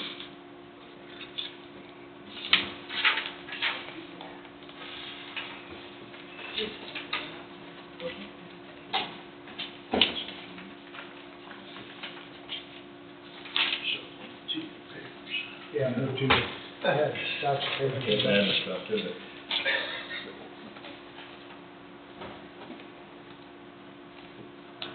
So if I understand right, I mean, today we have to either approve their request or we have to resubmit it for revision. Which I don't think we need to do. I think. Okay. Go ahead. I'm comfortable with what's being done. And quite honestly, I'm comfortable with the request of the addition. If it puts everybody on a level playing field, then, I'm not trying to be repetitious, but I think we've got a good administration in place. I think they're getting in their hands. I think they're making decisions that are tough decisions, but I think it's decisions that have to be made to. Well, and the hospital does have a huge economic, impact on the county. The amenities are definitely a draw for attracting people to our community. Yeah, and it's probably part of why we have, retired people here too, because those services are available. If they had to travel a long distance, they probably wouldn't be there either. So- I'm not comfortable with the money that's being spent or anything like that, but what you guys offer as a service to this county and community is worthy. But I just hope somewhere at the Fed level, the state level, somewhere, we get some more help to help you guys out. But you guys do offer a great service there, and our county's truly appreciative of it. And we just gotta get every bang for a buck we can. Yeah, the Medicaid expansion that Kansas didn't do probably cost us $500,000 to $600,000 a year. I'm sure it did. Yeah. But that again is one of those services that's on the chopping block, along with, they were trying to pass a provider tax, which is another method of bringing Medicaid money back down. Right. That is up at CMS right now for consideration, but that again is one of those services that is gonna be on the chopping block, as they indicate, so Kansas didn't get the benefit all these years, but you're not gonna get the penalty right now. Right. Whereas Iowa, they had both programs in place, so they're potentially gonna lose the Medicaid expansion as well as the provider tax. So Could be just millions for them. to add to it, the crystal ball, which we don't have, with Trump wanting to negotiate prescription costs, which is great. Obviously, we want that for all consumers to have prescription costs be very low. But there's a program called 340B, which generates about $800,000. A profit about $800,000. About $800,000 for the hospital, and that's basically paid for by Big Pharma. So I think the negotiation, if that happens, is yes, we will lower prescription costs, but 340B is going to go away. So our consumers are going to benefit, but the hospital will suffer. So that's another thing that we can't foresee, but that's a huge amount of money. Well, and maybe not, go ahead, Todd. With what's going on in Emporia, we're still not thinking about expanding into Emporia. What kind of impact's that gonna have on Coffee County Hospital? I don't think that's going to affect us right now. I mean, we're still drawing patients from that county and actually from the city itself. But that kind of movement can be detrimental to Emporia Hospital proper. But for us, I don't see how it'll affect us too much. Sorry, Lee. Pardon me? Sorry. No, that's okay. It lost me, so it wasn't very important. It'll be back about 2 o'clock in the morning.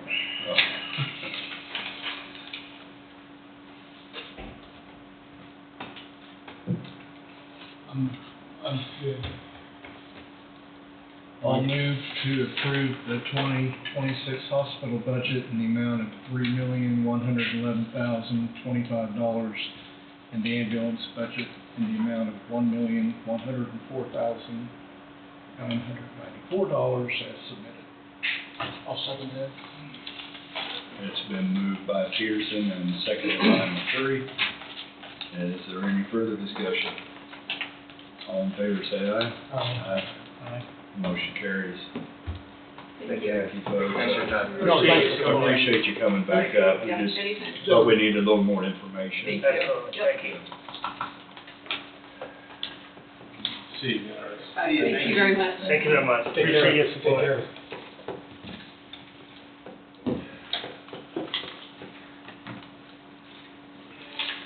What do we got?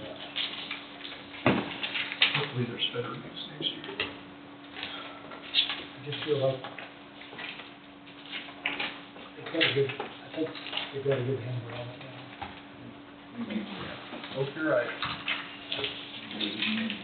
I've been wrong lots of times, but I hope you're not. I don't think, well, I just wait for phone calls again.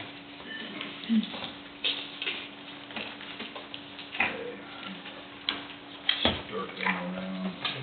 Guess we were done on our agenda. Let's step out for a second. And did you receive any information from them regarding easy to get rid of. You guys doing the best. Good, Because I know when Steve and I went last week, they was gonna make sure they emailed Yeah, that information to us, and I was kinda curious if you'd received think- anything. I took it, because they were trying to get through the budget thing, and then, because the question was asked if they needed to appear in person or if an email would work, as far as concerning the two buildings. And so I took it that Then at the end, they said he was just gonna email it, That's so what they said, so.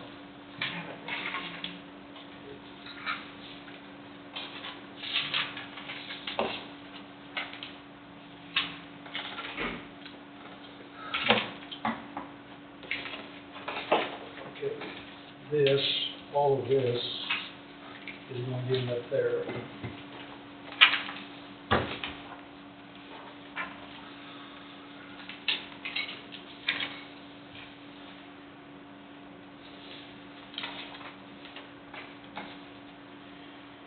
So you have a water heater? Yeah. Luckily, I think we've saved it to where we didn't have a flood. But the gas was shut out. Not expensive as the hospital's hot water heater. Yeah. The who's hot water heater? The hospital's 85,000, 85,000.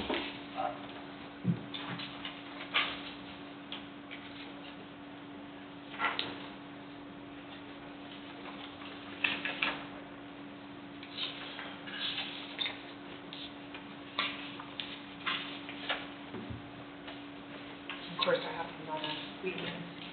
Of course, never have it in the weekend or at night. Or when you're sleeping, yeah.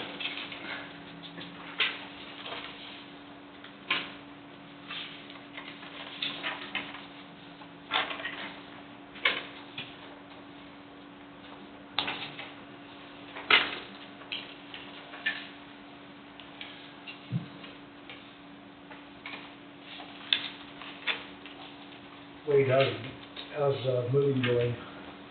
Slow? Well, if certain things were done that should have been done, then it'd be going a whole lot You smoother. two didn't get things done? They got as much done as they could. But elevators not being up and operational does not help. Yeah. They're young, they have steps. We've taken quite a bit up with steps. A lot of material to get moved.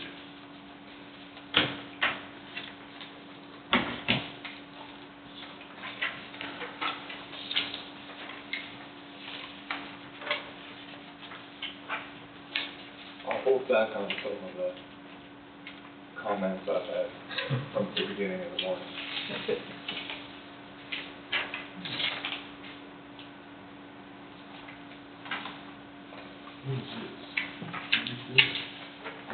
What's that? Glass? Subscription to subscriptions.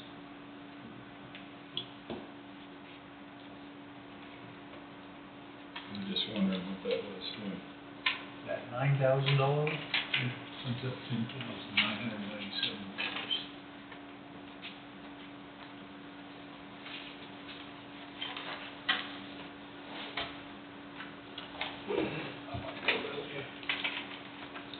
Oh, yeah, I know what that is. It is a computer program and tool that's used to take a phone and extract for basically anything, and it's not cheap. So the initial program and training was paid for out of diversion money, and then there's an agreement, a yearly agreement that has to keep the technology. And then there's a memorandum of understanding with several other counties that help reimburse and pay back. So I think half of it is paid by Coffee County, and then the other counties pay the other half. So we've got technology that we can extract anything off somebody's done. Yep. Will they find out this is a federal level? It's subject to a search warrant, it's for criminal purposes. Is this new or is it renewed? Renewed.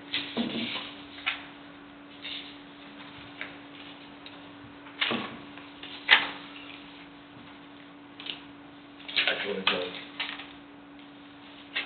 the fence has it first. What was it that they wouldn't take off of somebody's phone because Apple, I think it was Apple giving them permission to do it. Because they were the only ones that had technology to. Yeah, there's certain things you have to have. Other things, that's what it's for. It's a cell phone extraction tool that puts it in a report. So your child sexual predators that are peddling child pornography, that type of thing, that helps to retrieve that information.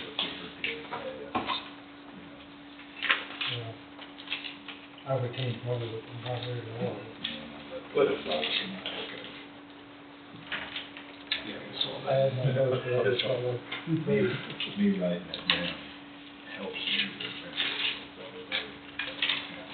It used to be that we'd have to take it to Wichita for it to be amended and wait for months and months and months to retrieve. Usually you have travel expense Yes. And the other two, do you recoup that information you get for that value of that product? I think the ability to hold somebody accountable Okay. in the criminal justice system because of what can be retrieved. I don't know if you can put a price tag on that. I'd be interested to know, probably Tom would have to tell us sometime. Say the surrounding counties, bring us stuff, I mean, I'm sure it doesn't happen every day, but, like what kind of reimbursement we get.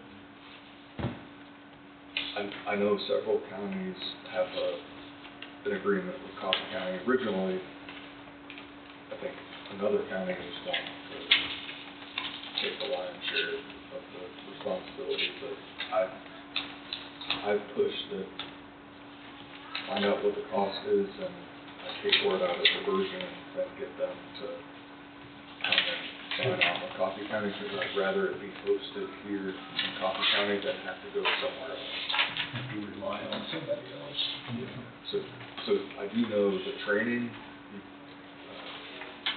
Cathcart and Tom for the training, and just the training for one person, if I recall right, and they can correct me if I'm wrong, it's somewhere in the neighborhood of $4,000. There was some training there, and something else.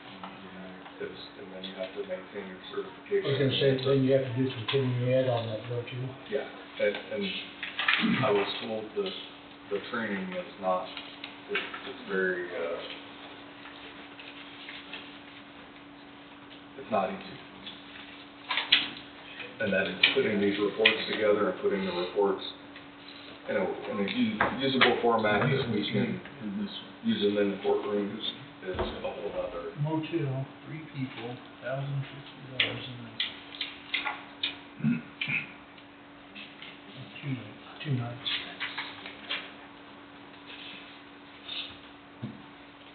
So when the service that we have has gone out to the other counties, are we recouping anything like a fee for using our services? I think that's part of that memorandum Is that the one of that- understanding. Cool. I think we can get what we just signed off on, so if we can get that back, just from that, that would be great.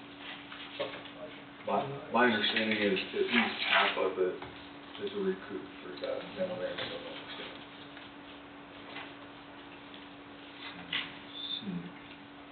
Which, in my opinion, is a fair Yeah. balance.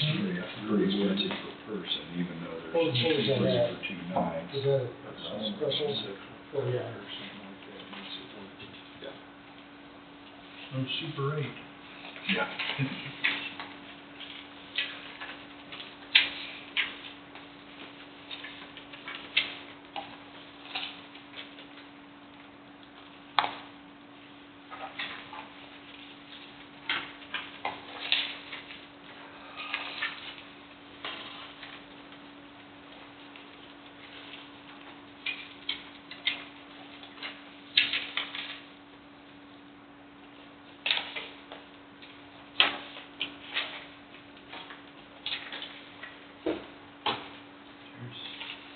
paid for the equipment for $85. I thought they had a $800 minimum. I go in there. That's from your experience, right? Yeah, personal experience. That's a preferred customer list. Right. So what you're saying is you're not gonna get out for any less, so. Well, it doesn't seem like it. Maybe I wait too long to go. Maybe that's the problem.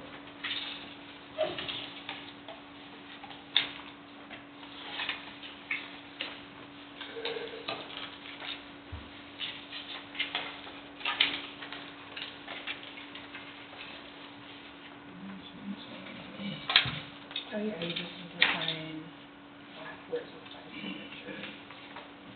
Sign off. I like how Andrew always sends a copy of the minutes, because Bill. And all right. Yeah. It's like, we're gonna forgive you or something, else to make sure.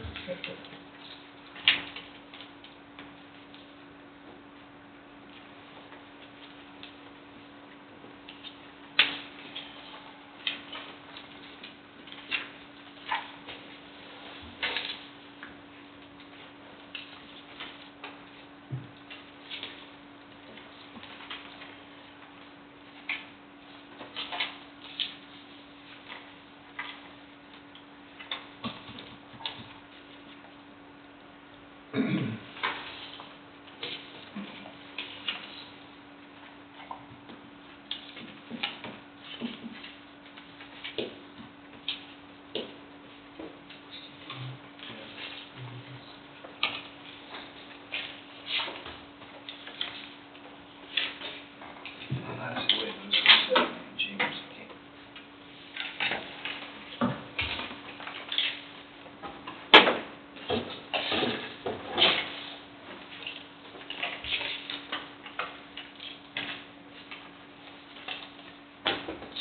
What training is this related to?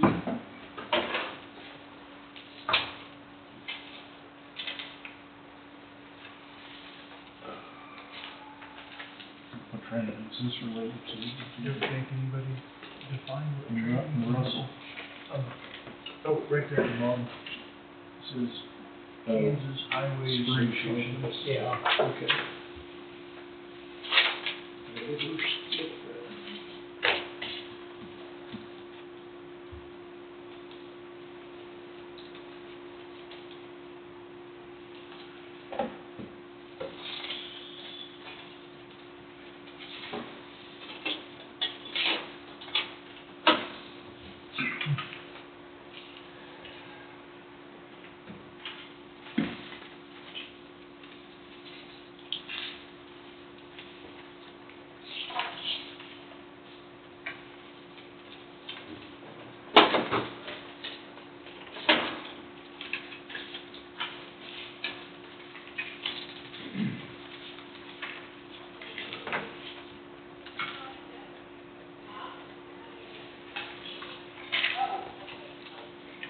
Wait, did you want these to send, or do you want me to send like I already doing?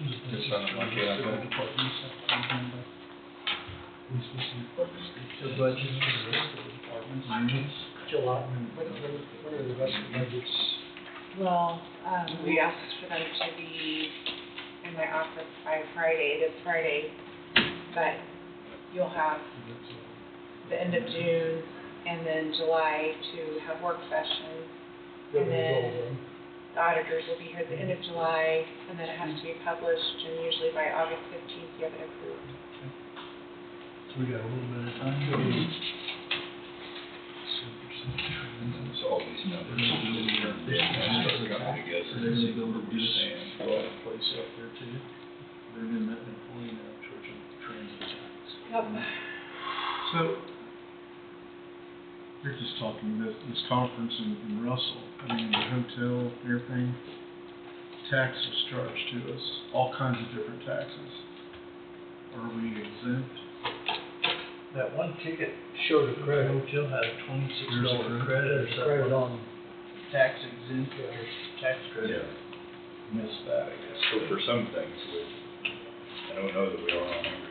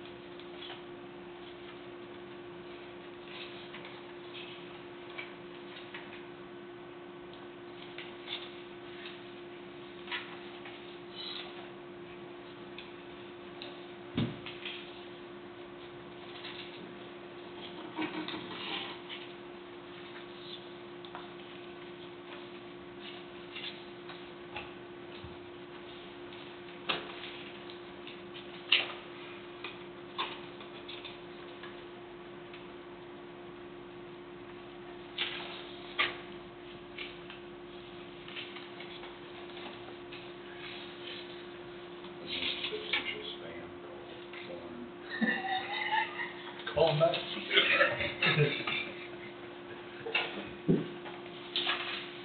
Yeah, I don't answer and then block it, and then I get another call shortly thereafter, so.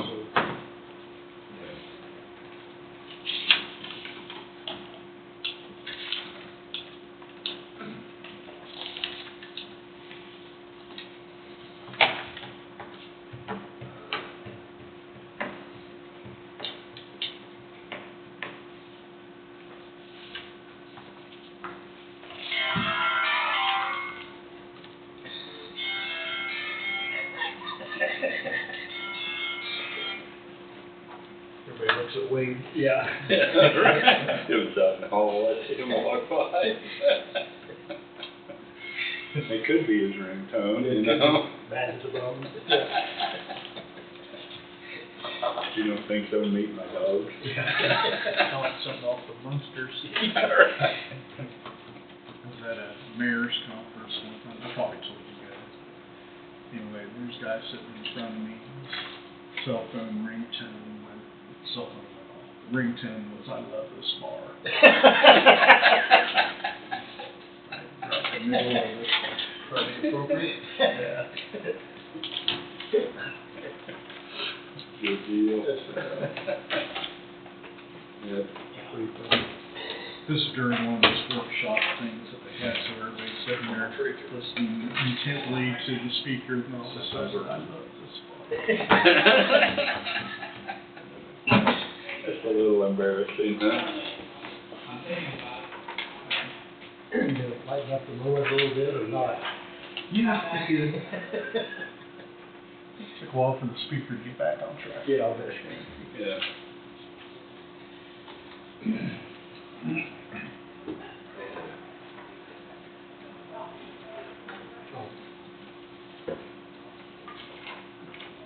So what What is this, Wade? just got handed out was the local quote for the tint to the downstairs east glass. Install 10 square foot price. Yep. So, and then they added tax, so I scribbled through and. Okay. This CO and the same CO that's now in town? Yep. The other one? They got an Emporia address? Yeah. They got the location. Yep. They had Emporia first, but they've been here in Burlington for quite a while.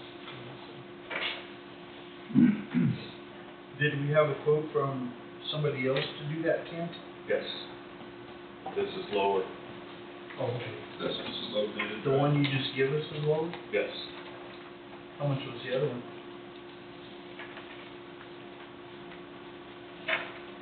Higher. Okay. Keep up the good work. Somewhere in the neighborhood close to 2,000 is what I recall. Yeah, I thought it was notably different, but I bet if I remember I right. think that's the difference for the price of the door install. Yeah, There, and. just made that back, To that yeah. point, I mean, it is local, so, I'm all for it. I mean, that's, if these folks can do the job and.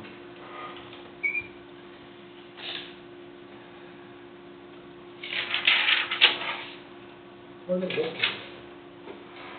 The old Sears. You know, you know that store downtown where they sell Legos? It's right next to Okay. Asking you shall receive.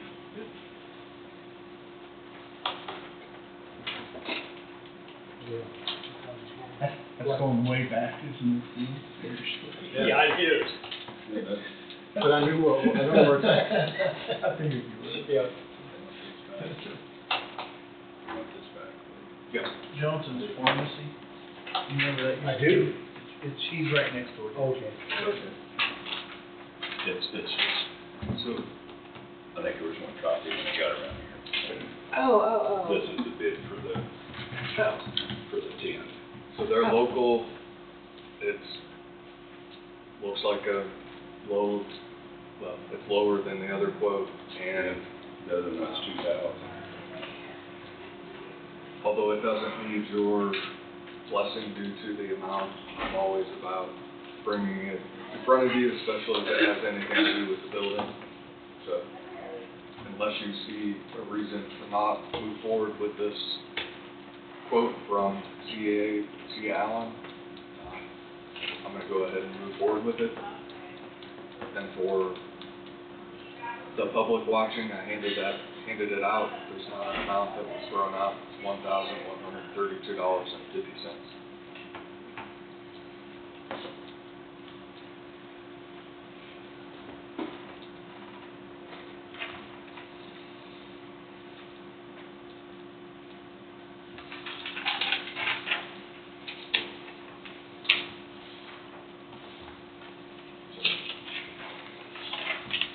Okay, and another one out.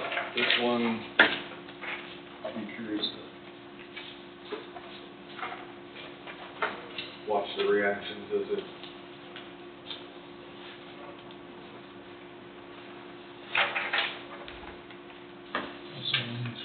Football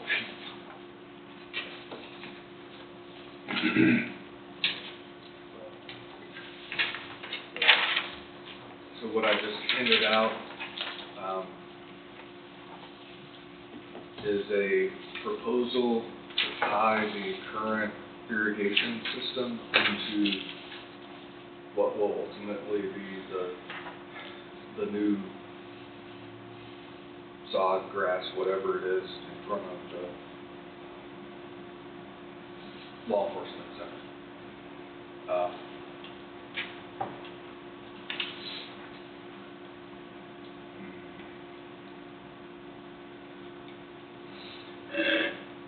Is this who we have now? Yep, that's who covers the current lawn system, irrigation system. And if you remember going back in time, maybe you don't, several of you weren't on the commission. When the landscaping got done, that you currently see the outside, the long-standing existing irrigation system had a number of it was damaged in multiple places. It had been there for a period of time, so some of the internal infrastructure it had to be replaced. And when they did some of the landscaping and tore up some of the outside the courthouse, it damaged what was there. So it all got replaced. And if you've been around the existing building after the sod got put in, I mean, it looks nice, it's maintained. The idea would be to do the same with the new law enforcement center. Obviously, it's not finished out there, so it would have to be, but the idea would be, if you were interested in doing it, to have all the infrastructure put in before they start putting dirt and the sod on top. But it's. So is this just in front of the building, or where's it? On the north side? On the north side, there'll be, if you go out, you see there's several different places where once it's filled in, there'll be grass, and I think they still have to put the concrete down for a sidewalk running down the middle, and then there'll be a walk across. But outside of that, everything is going to be grass. So they're going to have to bring in dirt to fill it in, and then I don't know if they're putting sod down or seed. I have to check with Cole that that's within the scope of the law enforcement center project. So would the sod or the seed, then would that come out, is that part of the budget then? Yes. For this, so this would be an add-on to. This is something additional.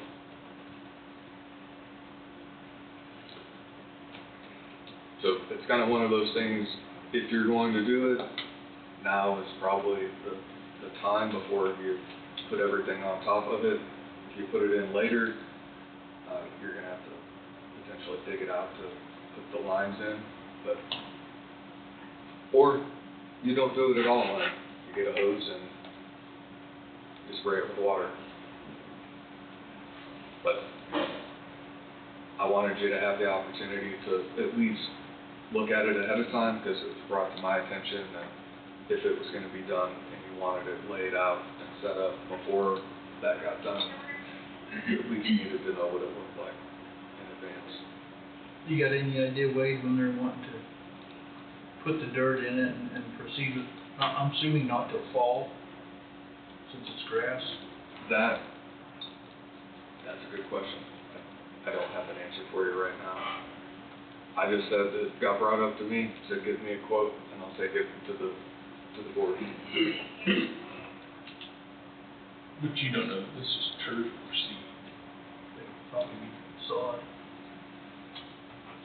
Well, that would, not for them, that would be for. Just the irrigation. This is just irrigation, right. We can check with Cole and I can have that answer on whether it's Yeah. turf or I'm seed. trying to think about how much yard's even out there, cause there's not really, seems like a lot of yard out there. No. So, is that part of the total cost, the seed part, I mean, getting the grass in there, whether it's sod or seed? Is that part of the Yes. construction cost? That's part of the demo and dirt. But the irrigation is not. Irrigation. So the part they're wanting to irrigate, is it on city easement?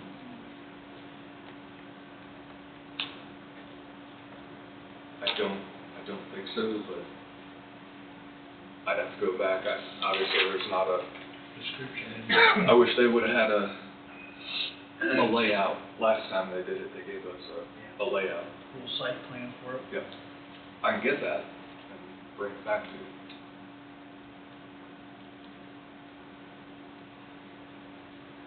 I think with all the millions of dollars that have been spent on this thing, we would not want it to look junky to walk in front of it. That's just my. Well, and that's what the. This is beautiful. And that's what the thought process was out here, Todd, was that if you're going to put in the sod, then. We redid the sidewalk and everything out here, and I was kind of dragging my feet about spending the money, but man, it looks nice. Yeah, I drove by there yesterday and made a comment about that, how nice it looked out there. Yeah. Was that cedar turf? That was turf. Sod. Yeah, that was Just. kind of turf, I thought, Thank you. with this concrete between the two buildings, you know, it's like, we did all this stuff, and they're gonna leave this chunk of concrete in between it, you know, kind of along the same lines. We've had both buildings looking really nice. Yeah. When this is done, they sure should. The majority of the people in the county aren't gonna see where the millions of dollars went unless they go to the open house and everything in here. But they at least can see the care was put into it, and it looks good outside. Yeah, That's my thoughts. Well, I no. agree, And again, that's why it was done out front here, was just because of that reason. If you're going to do it, then do it right, and make things look right. And that's one reason, I think the sod was put in, it was going to be. Well, it was late in the fall. It was late in the fall, it was going to be easier to maintain than trying to seed, because a lot of times you'll seed and have to come back. You got one or two. Yeah. Didn't know what seed was gonna take so late. If I remember right, the sod was placed out of Topeka somewhere in the neighborhood of $7,000. If I remember right. And then Scenic Landscapes came in and put the stone around and made that border, which turned out well. So, how about this? You think about it, I'll get a design, bring that back in so you have an idea of what it'll look like. Probably have to either not do it or make a decision by next week would be my guess, because time won't be your friend as they start getting things done. Well, and you're right, I mean, whoever's, I mean, the decision needs to be made if we're going to do this project. It needs to be done prior to them doing the dirt work, so it's laid in, and then it can fit right in. Yeah. Are they gonna charge any more to do the dirt work if they have to work around this piping? Cause obviously it won't be dump it and spread it, they're gonna have to be a little bit more meticulous and. I think they'd lay the line down, and then wherever they lay the line down, then they just cover it, would be my guess. How long would it be before they do actually lay the irrigation? I think they'd move pretty quick from what I was told. You'd get on it within a couple of weeks, or Yep. you're talking a couple of months? I think tentatively, and I'd have to double check and make sure, but they've already run a sleeve over in anticipation just to make sure, because that sleeve had to be done before they did some of the other work. So there's a sleeve at least running over there, just in case, because that decision had to be made ahead of time.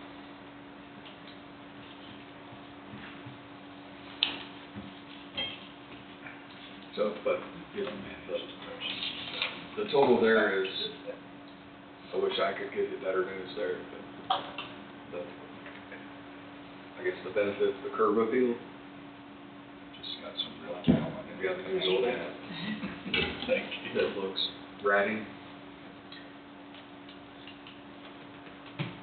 This would be a separate system than the one, I mean, they wouldn't be tying in with it. They tie into. They the tie existing- into this yep, that's system. Okay.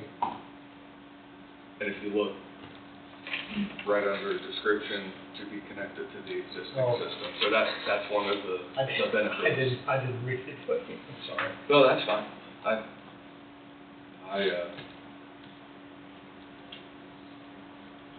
That's the best I've got for you right now. Yeah, I'd be curious on how it all lays out compared to the city utilities and everything. If it's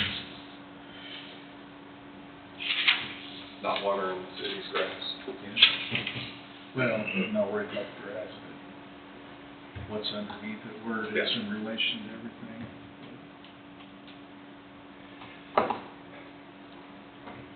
I assume it's not an issue, but, you know, I assume it works. And I just saw,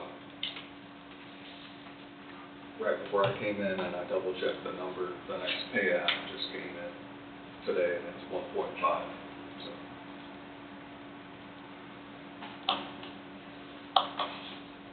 These are winding down. Winding down to wind up the new one.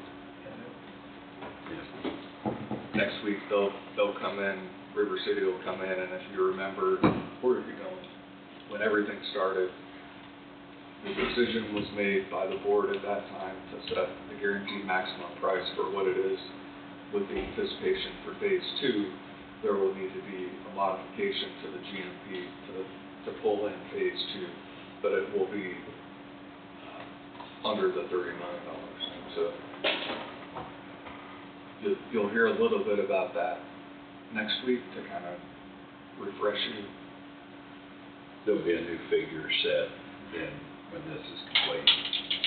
When it's all said and done, yes. And that new figure will be in accordance with sort of what was done originally. If you remember, there was a motion, and when you have the GEO bonds that are at issue, the 20 million in GEO bonds tied to the total, no more than $30 million to build a new law enforcement center with a jail, with administrative offices for the sheriff as well as county attorney, and then to renovate the existing courthouse. And all of that's tied into what that bond issue was that went to voters. So everything's still in line, but right now your guaranteed maximum price is the 25, whatever it is that you read earlier. 712,000. Yeah. Something. See, you knew. But that will have to be revised or updated, just so you're aware. Yeah. So. Dr. Wyatt? I haven't heard anything. I wanted to give it a time. I didn't know if he talked to me or something. It's kind of hit or miss with him. He'll either just call me out of the blue or I'll have to engage him. I did get, I guess I'll jump in the roundtable. Yeah, that's where I figured we'd been for a while. I got an email, the sheriff's deed to everybody's favorite building downtown is, yep, so congratulations.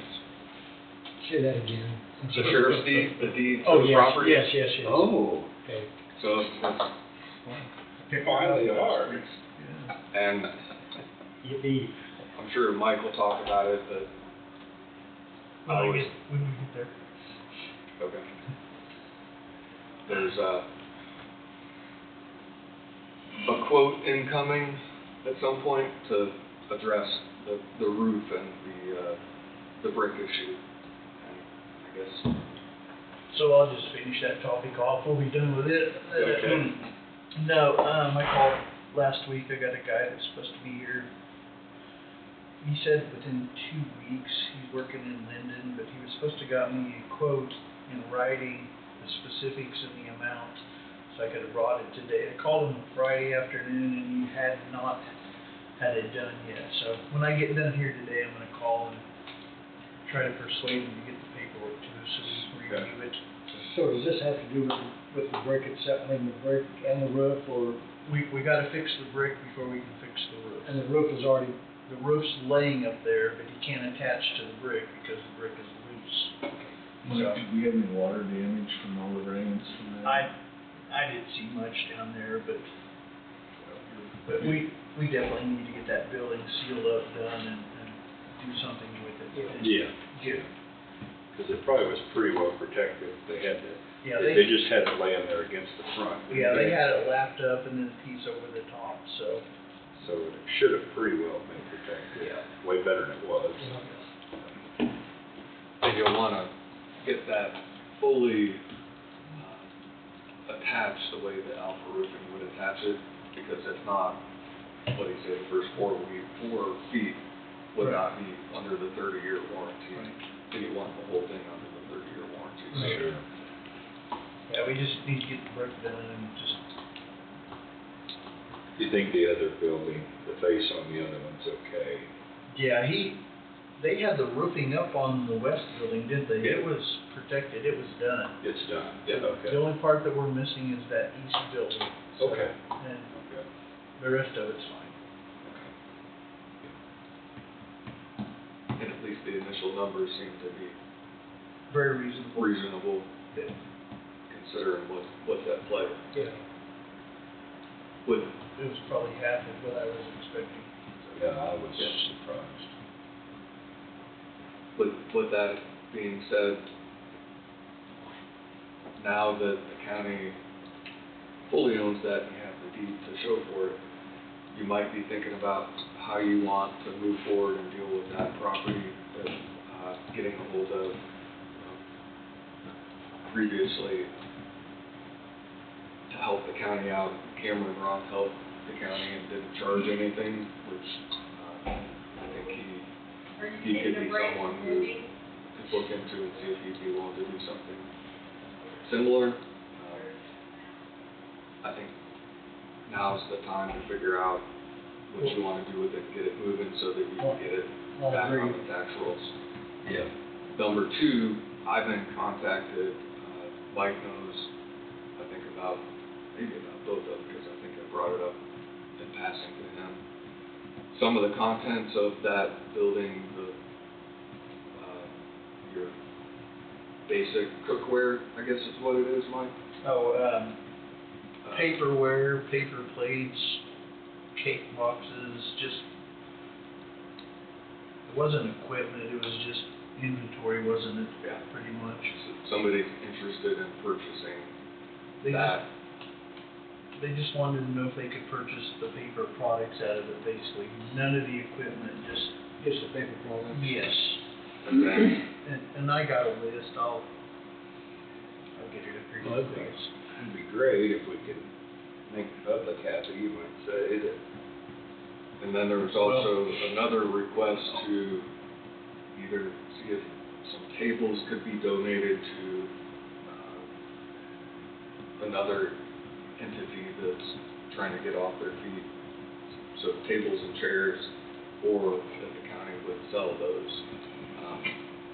So On those, I would think, once we got it sold, people that bought it wanted to make sure go with it, and if not, yeah, do that. So if you may remember, you don't, I had a commercial appraiser come in from Emporia, appraise the building and the contents. So we have an idea of at least what the building and the contents, and that's not with a new roof, that's not with some of the extra work the county's done. But ultimately, if you're gonna sell it, you probably need to sell it with everything inside, unless you think there's value in selling it separate, and then whoever, similar to what you just said, if they wanna sell it once they own inside and out, then they can do that on their own. But I don't know how you're gonna figure out how to, I guess, if you're gonna break it down, it may be more difficult to piecemeal it than it is to do it up the other way. Because the appraisal was done on the building and the contents, was it not? That is correct. You might get into a situation where somebody just wants the buildings, they don't want them. And if so, then we could do something then, but. Well, if they buy the building, they can do whatever they want to with it. Right. They do. And if you're interested in the Cameron Roth approach, then you might have an idea where you have some sort of sale with contents or just the building, but I don't know how you pull everything out of it, especially in the kitchen, if you're gonna separate it. If somebody come in and buy just the buildings, and we're stuck with I'd much rather one unit. auction it, and that way everybody's got a chance to bid, and then they decide how they want to dispose of the contents. In my opinion, we're gonna have to get serious about a minimum bid that we want to sell this. I mean, we're not gonna come out on top. You wanna have a reserve. Yeah, we wanna have a reserve, but in my mind, it needs to be a reserve to get this thing sold. That's my thought. Yeah, me too, and I'd like to see Cameron involved if he was interested in being involved. He did a good job for us. I'd like to see. Yeah, not that we're expecting him to do it for free again. No, I don't mean that, but I think. No, he did that for us for no charge, and that's above and beyond, and Okay, so and he is a for me to local. visit with them? Pardon? You like for me to visit with them? Sure. I mean, Gonna throw it out there for him in their way and see what he's. Give a recommendation on how best to do it, for the county come out the best we can. Exactly. Yeah. That's our goal. Yeah.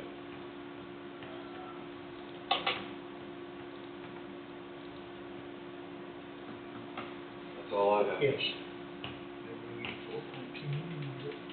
That was good. I think everything that member I covered earlier is all I Yeah. had about Yeah. the Lebo Lake. Yeah, that was a third of mine. Yes. That's, yeah. I don't think anybody have anything. I don't have anything at all. No, I was just in Depot Lake, and then this road that's flooded, and that's already been covered, so. I had some and Wade took mine. The only thing I've got is that I'm going to city council meeting at Waverly Wednesday and update them on the best that I can on the chips. And then to make sure that they understand the comprehensive plan somewhat. And that's all I've got. Okay. Angie? I just had a couple things. First of all, we have an invoice from Burlington Construction for extra drain work by the jail entrance. Last time we paid Burlington Construction, I think for extra concrete was, out of general fund community improvement, so we just wanna know if you wanna do that same thing again on this. It's $3,900 for the And that came out of community. general fund community improvement. Okay, and then, some dates for check signing, if you wanna get your calendars out to see if it'll work for you. For this month? No, we'll look at August through December. Tentatively, we can always change, but my people are wanting to know kind of a. For what months, Angie? So look at August. Looking at Wednesday, the 27th.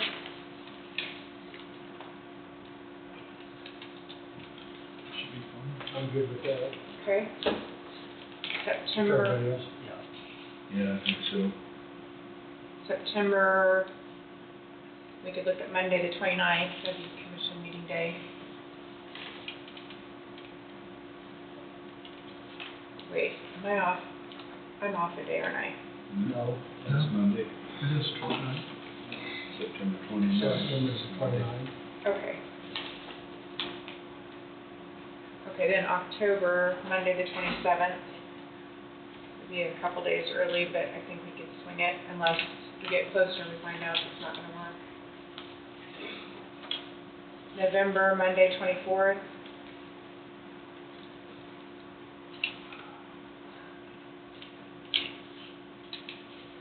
And December, Oh, is it? well, No, Thanksgiving's later in the week. yeah, That's Monday the 27th. and then Monday, December 20th. I'm sorry, Angie, that was the 24th, is that right? Mm-hmm. Yeah. Yep. And then December 29th, Monday the 29th. Okay. Anything else? What's going on August 25th? August 25th. That should be a regular meeting Monday, isn't it? Well, our cutoff date for payroll is the 16th, and Sherry would start working payroll the 18th and 19th. I mean, it's possible she could have it done by the 25th, but I don't know for sure, so we could leave that questionable. So November on the 24th, is that too early? Well, it's gonna be early. But I know with the holiday and everything, probably gonna really push like, yeah. Yeah, I mean, might be able to make the 25th work too. Just whatever works for Yeah. days. We could put Monday the 25th down for now, and then if it doesn't look like we're gonna make it, we'll change it back. Okay. Question mark. Talking about August Yeah. 25th, yeah. So what day are we looking at, the 25th or? Yeah, the keep it at 25th, we'll 27th? try, we'll try the 25th.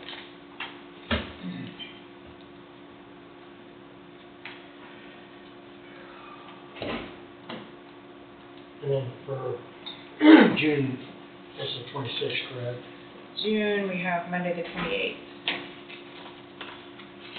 Is that right? You what? No, it's not. What does she have here?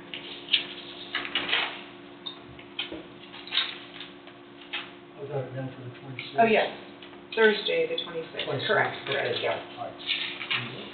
And then July is Monday the June 28th. 26th. July is, Monday the 28th. yes, June is the 26th.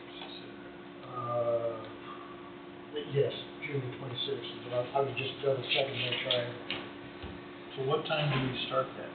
either. At 9 o'clock? Yeah. Okay. So we just come in and sign checks? Yeah, we have We try not, we recess, don't we, for Monday? Yeah. and we try not to get derailed. And all those things are on the end of your, Yeah, the very bottom. thing, Then if you could, take a quick peek at the minutes and make sure that I didn't put the wrong things in and. Everything looked good.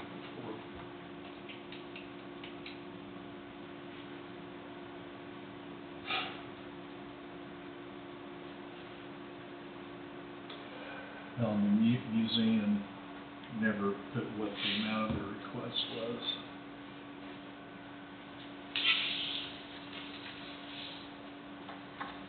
Was Casey in here then?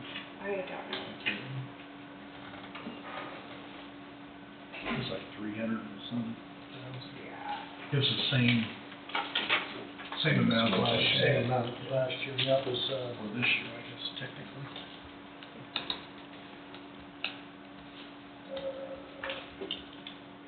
$365,225. Same thing with the chamber.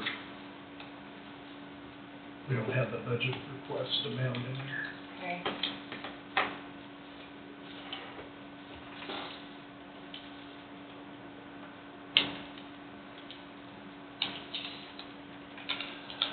I don't have a budget sheet. Did she hand one out? Where is that, Angel? Did she hand the budget sheet out? Which one? The chamber? Oh. Yeah, I don't have a copy of that claim. Yeah. I'm sure it'll end up in our book anyway, so. Yes.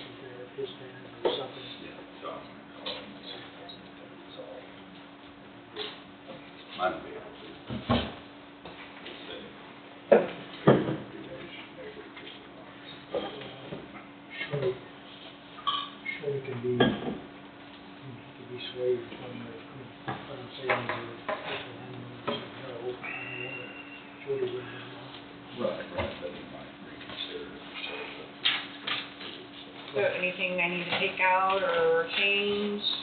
I'm good with that. Not that I saw. Not that I saw. It's good. Did they talk about the bids on the drive going around the building? Was that talked about today? I wasn't in here. Well, we accepted the bid. Those bids. Okay.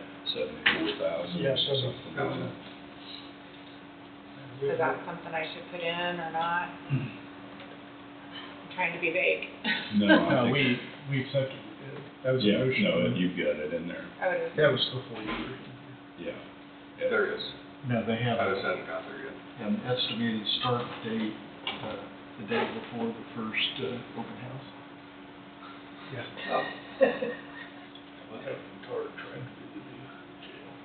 Have to put booties on? Yeah. You know, we're fine.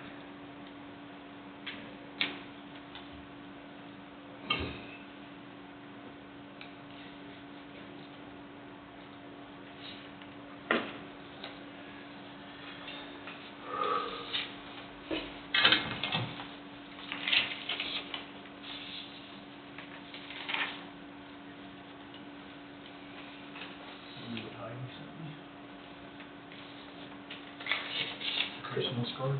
Sure. Probably just the agenda for, I mean.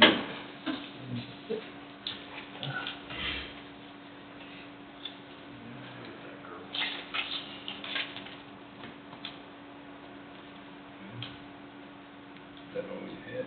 Yeah. So guys, are we done? I'm done. Guess we'll adjourn at 1:09. Have a good week. Like Wade needs to find something for these two youngsters to. Go eat. They look pretty bored.